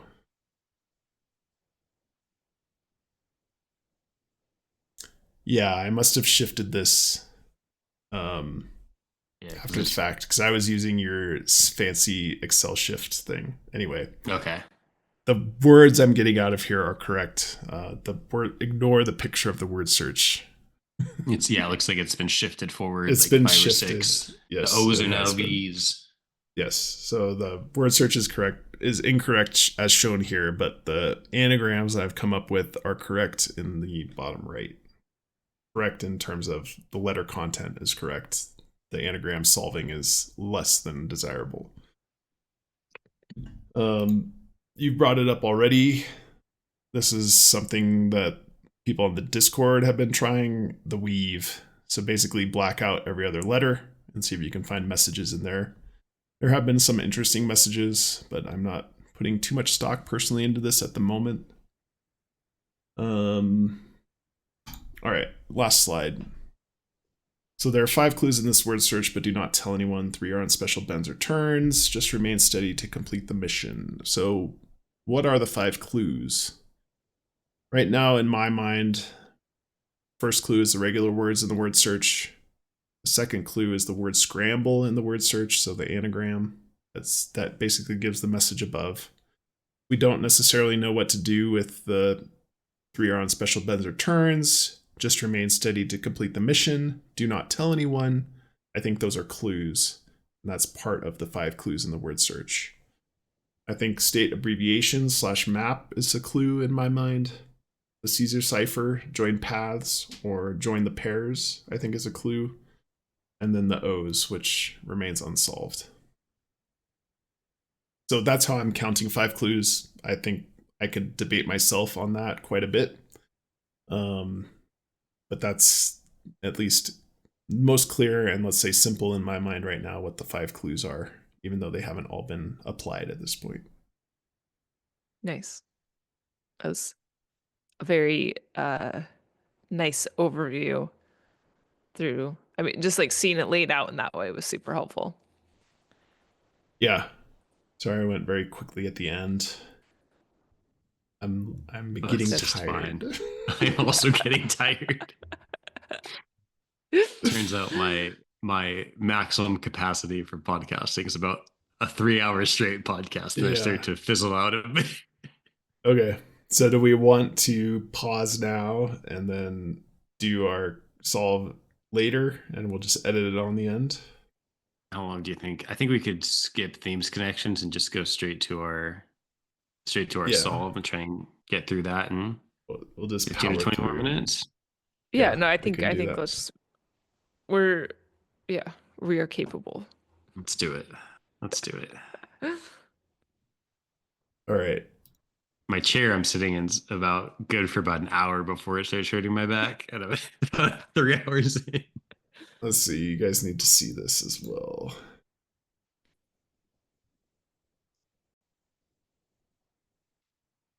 All right. You can see that? Yep. You betcha. So this is our solve. The mint julep state. The mint julep state. It's all coming together. So right now, our best ranked solve is in Mammoth Cave State Park, Kentucky. And we are relying heavily on the Ready Player One and Zork connection. Ready Player One obviously has, well, not obviously if you haven't read the book, but Ready Player One has a large component of a Zork-based solve. Zork is a computer game from the, I actually don't know the date, late 70s, mid to late 70s, I think.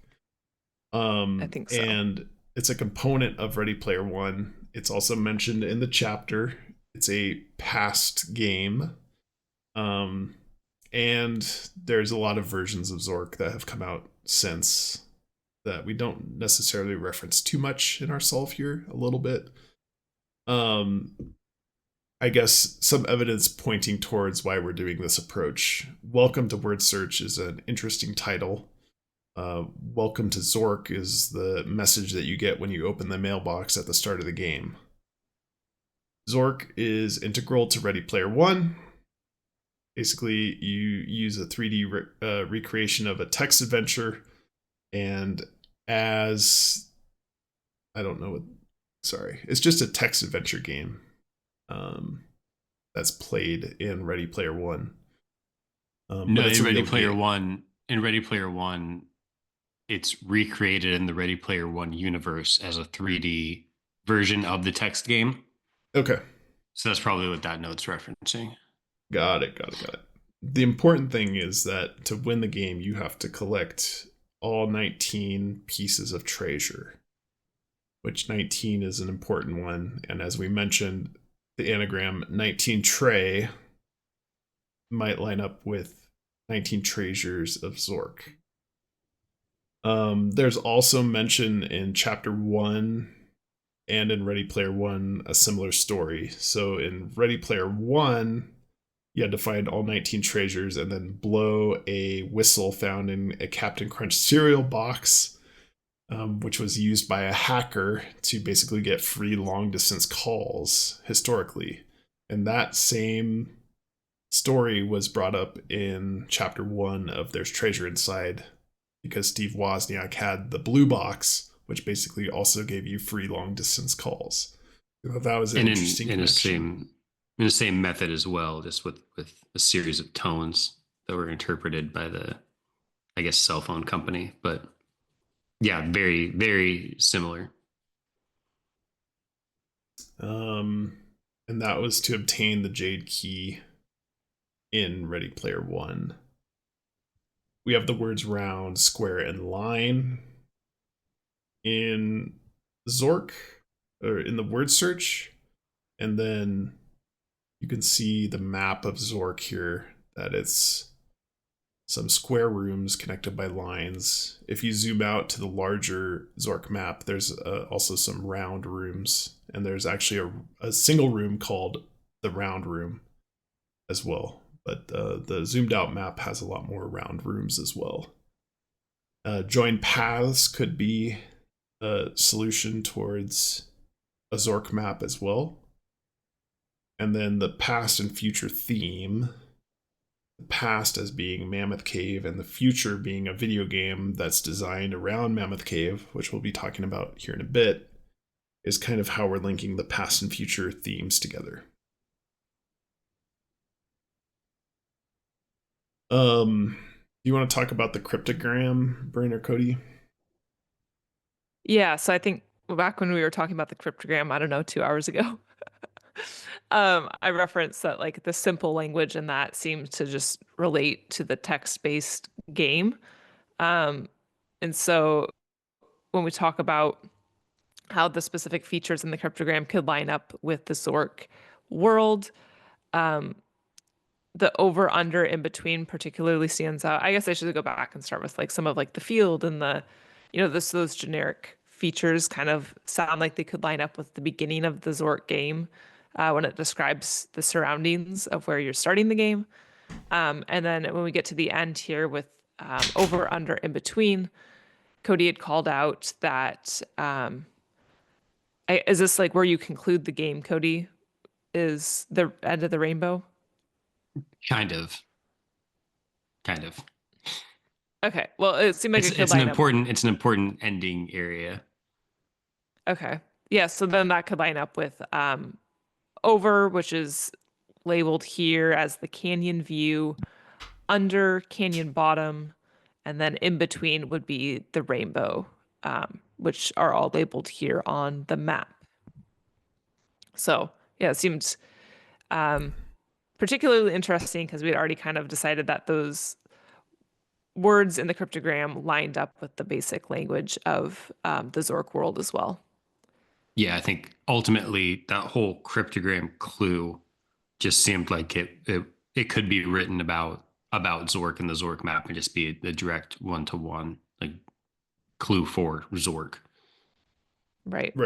There's also like the forest path, and then there's a clearing. So there are a few similarities with that cryptogram beyond over, under, and between as well. And I like too how it layers in kind of how we were talking about as like an additional layer. It's like, well, you would have already had to do like a Zork solve to get as far as this. So it kind of makes sense as like, well, here's an additional layer of hint through this content. All right. So let's get into a bit more history, which I think bolsters this, which is the Colossal Cave Adventure.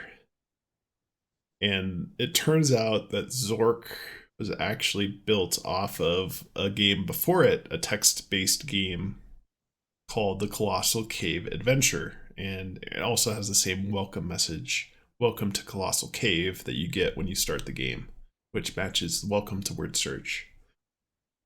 The interesting thing is that Colossal Cave Adventure was mapped and was basically designed off part of the Mammoth Cave system by the developer William Crowther, and it was based on his experiences while caving in Mammoth Cave in Kentucky, which is the longest cave system in the world.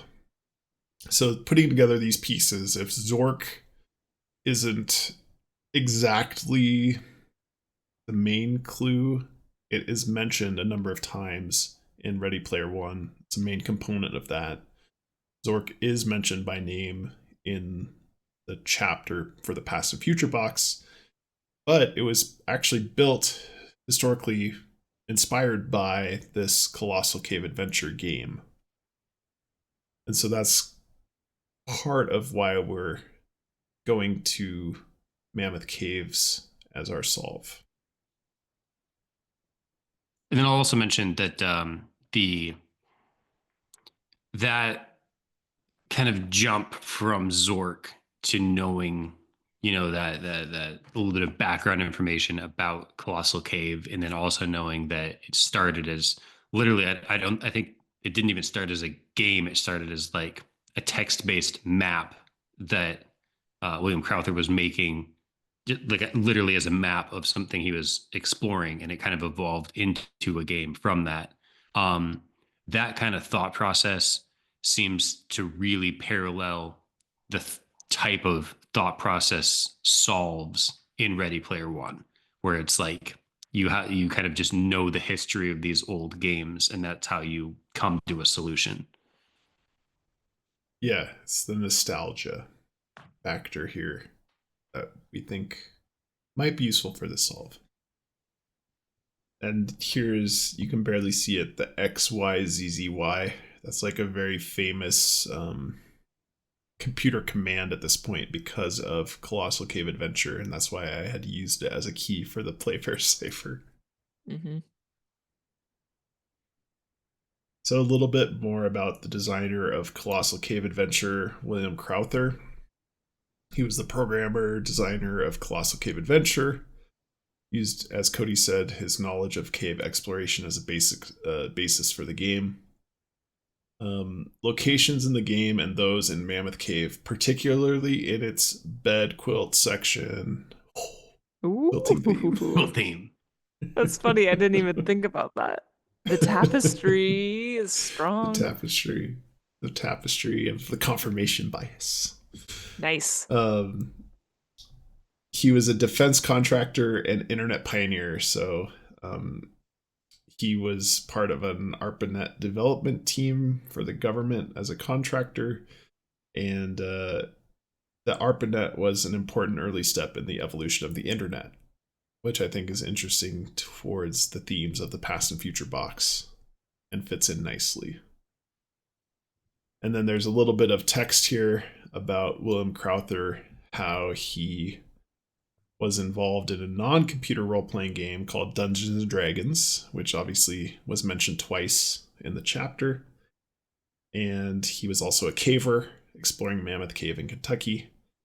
And so he got into a divorce that left him pulled apart in various ways, and he was missing his kids. And so because of all of this upheaval in his life, he had stopped caving, and so he decided to write a computer program that was a recreation in fantasy of his caving adventures, and also would be a game for kids, and has aspects of Dungeons and Dragons that he put into that. So it's kind of checking off a lot of boxes associated with the theme of the chapter and some of the keywords in the chapter, even though it's not exactly same things that are in the chapter if we're going to Colossal Cave Adventure as kind of our solve.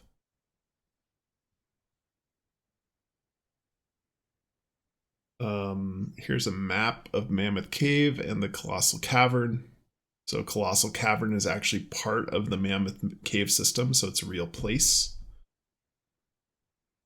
And then this is how we're using the O's. No, it is not. Yeah. Okay. Yeah, it is. So the leftover O's, we drew a little connect the dots, and it kind of looks like a cave entrance to us. Especially this is with the main cave entrance. So yeah, this is the main cave entrance at Mammoth Cave. Spitting image. I don't know. I think it's pretty good. I think it's all right. It's not. I mean, it's like Blake said, we haven't found a use for the O's, and so this is an approach that just, I don't know, maybe this is coincidence of the day, but I think I kind of like it. I do too. I think as a rough use of the O's as a representation of a cave entrance, it's not the worst thing I've seen. Especially this little outcropping here matches nicely with the little outcropping in the picture here. Yeah.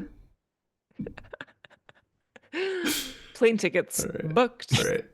And then, yeah, as described earlier, if you do the state alignments, as we talked about, even though Cody likes the X better, I like the O's better, you can see that it roughly lines up with the location of Mammoth Caves. It's pushed a little bit east, certainly on our map, compared to where it is more western in Kentucky. So it's not perfect, but maybe if it's to give you a state or a general area, it's not bad.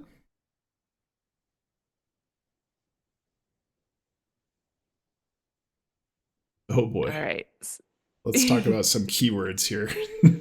Yeah, so getting into estates or estate, so that, a word we can find in the word search. And so some history that we found looking into Mammoth Cave is that it was a very important, significant estate. So Mammoth Cave Estate was a property of John Croghan and his heirs for over 85 years until it became a national park.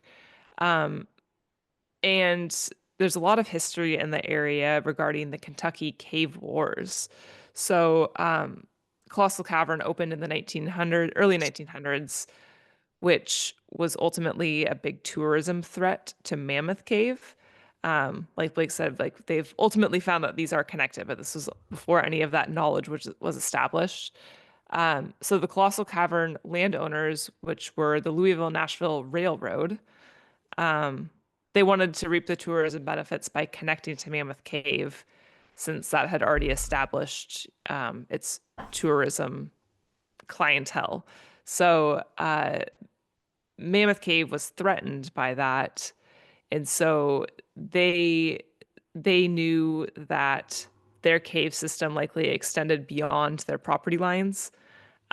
So to avoid that being proven as a fact, they were like very secretive about the cave location. They wouldn't let people use compasses or any survey equipment when they were in the cave. And so it was a very significant historical moment in Kentucky where these two caves were battling over the tourism in the area and how the cave systems were interacting, which feels very significant when we think with this particular solve, the caving aspect and mapping out the caves relating back to the Colossal Cave game and how it was actually representative of the mapping system itself. Excellent. So the other keyword that we can look at here, rail. So part of this big tourism, it's just tourism, is the Mammoth Cave Historic Railroad. It operated from 1886 to 1931, and this was the key transportation to get tourists to Mammoth Cave. And so it was a 9-mile route from what is now Park City, Kentucky to Mammoth Cave. And now it's just, a very popular hiking, biking trail. But you can see that the railroad history is preserved and acknowledged at Mammoth Cave National Park. And so it is also, an important aspect of the history of this national park. Oops. So the other part of this that I like is the word lilac and the word sapphire in the upper left of the word search and the lower right of the word search. And so you can see in relation to Mammoth Cave State Park, we do have Sapphire, North Carolina on the map and Lilac, Kentucky on the map in their correct orientations as they appear on the word search. I actually like this very much. Yeah, particularly the location matching the word search is good. Yeah, I think especially if we're using the map overlay as part of a solve, like this layers in nicely with that. If we're going to take one as truth, then this I think also works nicely. All right, I think we've hit on most of these connections to the chapter. I just wanted to show the commands sort connection. So you basically give the command open mailbox, you open the small mailbox, read the leaflet that says welcome to Zork, which is basically what we're saying, welcome to word search as a connection there.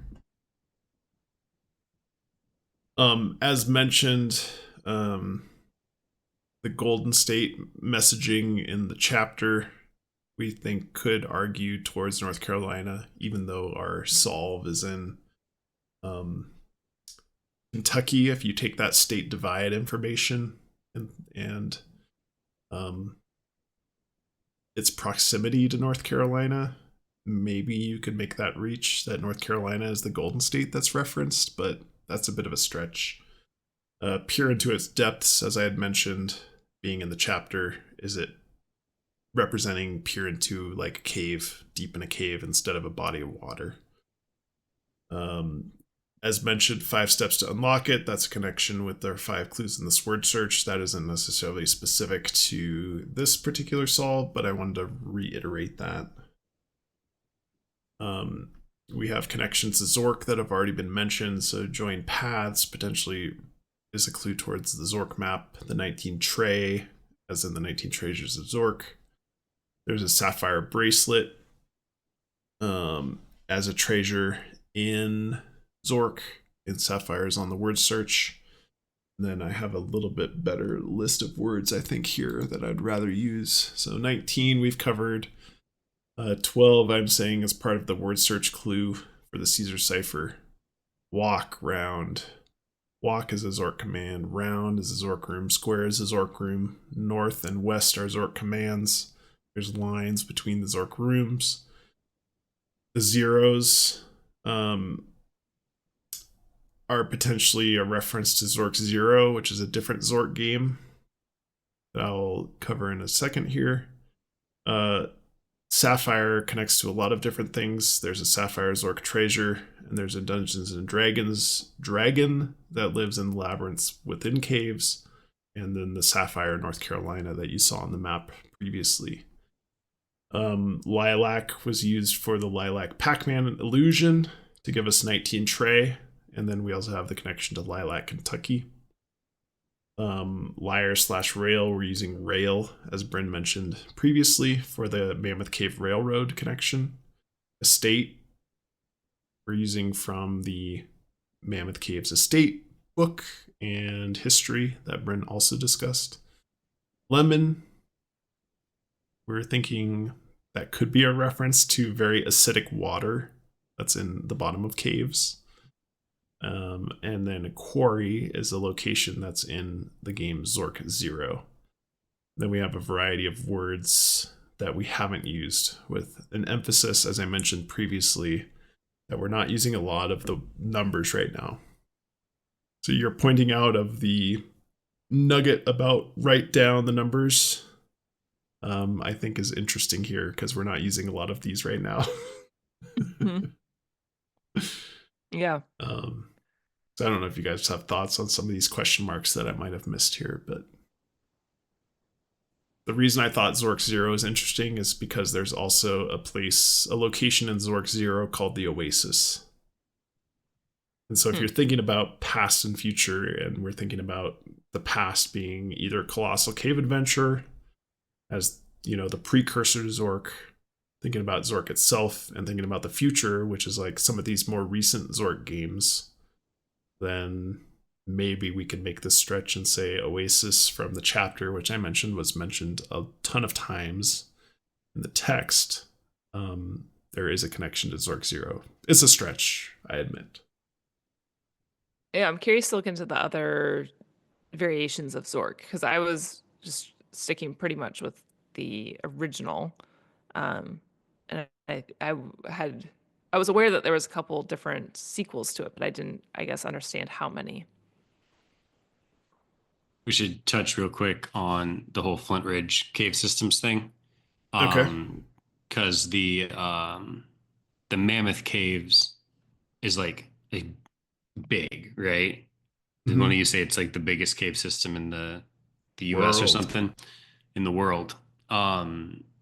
So yeah, they was I'd remembered that William Crowther and his wife played a role in like making a connection between that cave system and another one, and I thought that was especially interesting because it could narrow down the area that we're actually looking for, because I know that there's like very specific areas that Colossal Cave was based on. So This is excerpt straight from the William Crowther's Wikipedia page, which says the location of the game Colossal Cave was not a coincidence. Crowther and his first wife Pat were active and dedicated cavers in the 1960s and early 1970s. Both were part of many expeditions to connect Mammoth and Flint Ridge cave systems. Pat played a key role in September 9th, 1972 expedition that finally made the connection. So I think if you're looking for a specific area in the Mammoth Cave system, I did some research a long time ago. I'm trying to remember now.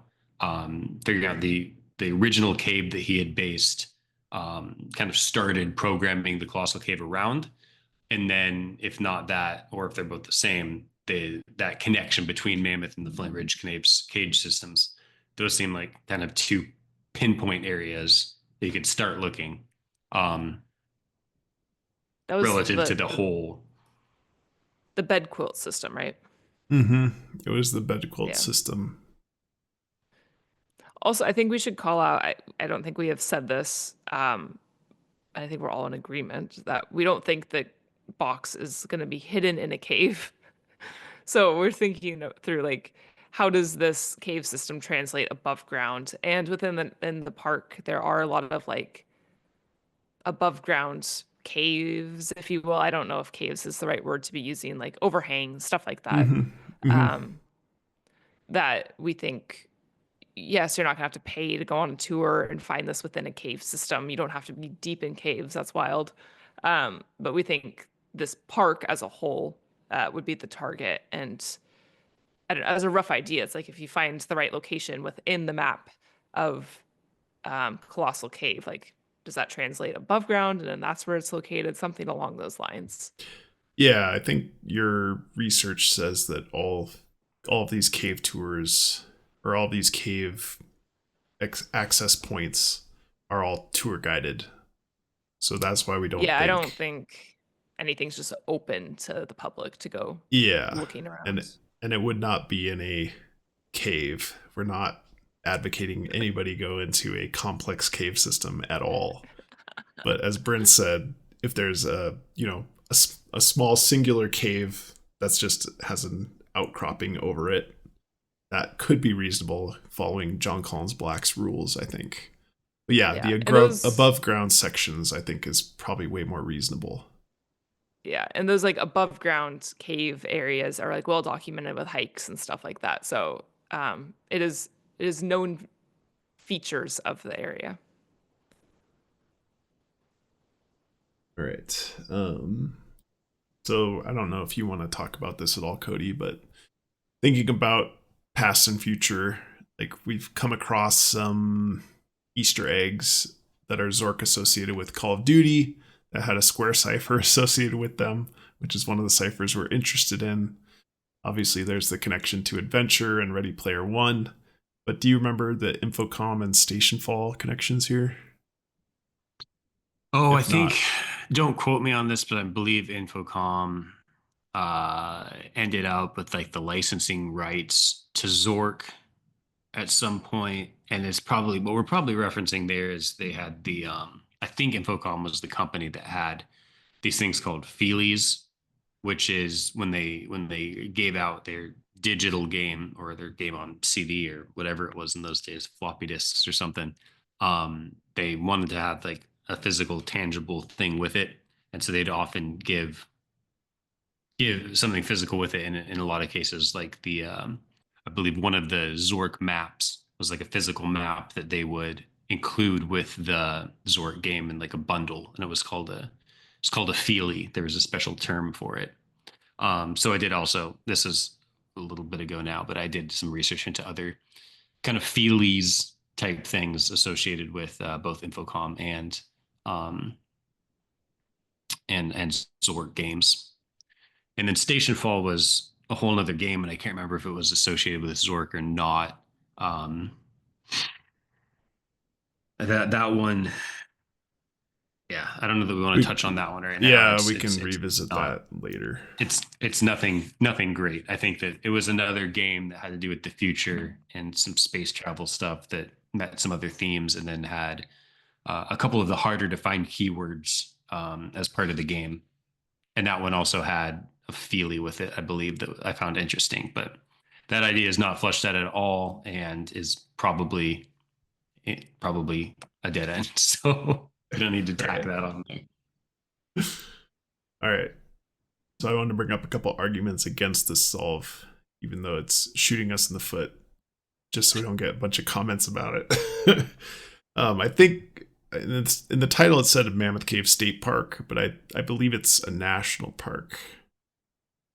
And there's some sites say one, some sites say the other. The problem is if it's a national park, there's still this question about legality of hiding a treasure in a national park. So I think that's problematic. And then, as mentioned previously, we don't really have a good solve with the numbers at this point. So we'll continue to work at that. Certainly there's holes to be poked in here, full awareness. But this is the direction we've gone, trying to incorporate the past and future theming a bit more than we've seen in other solves. Yeah, exactly. I think it's important to say, so we don't get a million emails saying why we're so wrong. It's important to say that we've been researching the Zork and Colossal Cave connections and kind of toying with the idea for quite some time now, and we haven't bought plane tickets, so we have no plans to buy plane tickets. So we understand it's it's not as solid of a solve as it could be. But I think it's a good way for us to illustrate kind of our approach to the solve, and it kind of illustrates how different our approach is.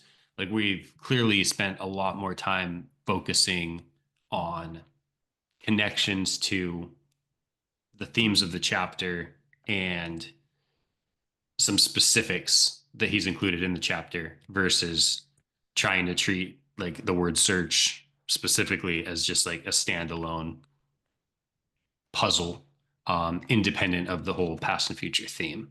So I think the value in sharing this with everyone is not necessarily, oh, buy your tickets to Kentucky, because we're not doing that, but it's more showing a different way to approach a solution that we feel pretty strongly about. I also don't want to totally dismiss this. I mean, yes, as a whole, is it 100% no? But I do think there's some aspects that I really do like, and I think do have legs.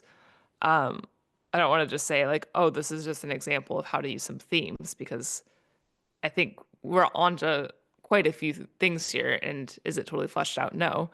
But I don't know. I'm not going to just like sweep it all under the rug. No, I think there's a lot to like about it, in my opinion. I agree with Cody that even if it's not the correct solve yet, we're hoping that it inspires different thought processes, I guess, different approaches for the community as a whole. And if people have ideas on how to bolster this, especially with the numbers and some of the other missing words that we haven't made connections with, we'd love to hear opinions on that.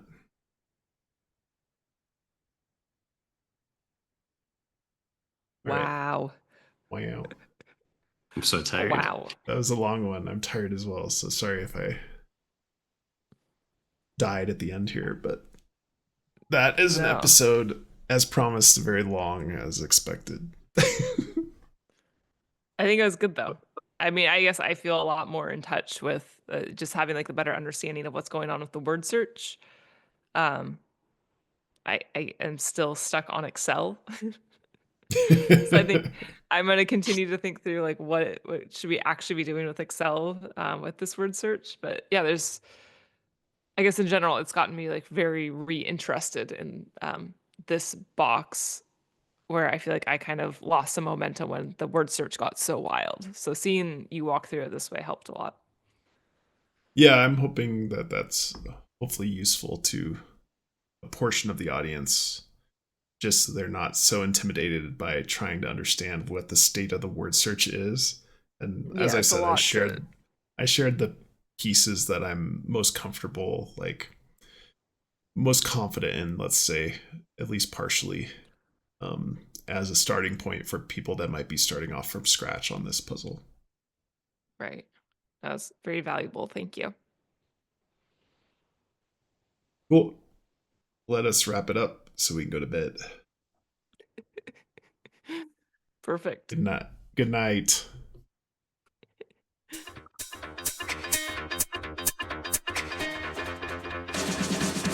Searching for clues, let's find you.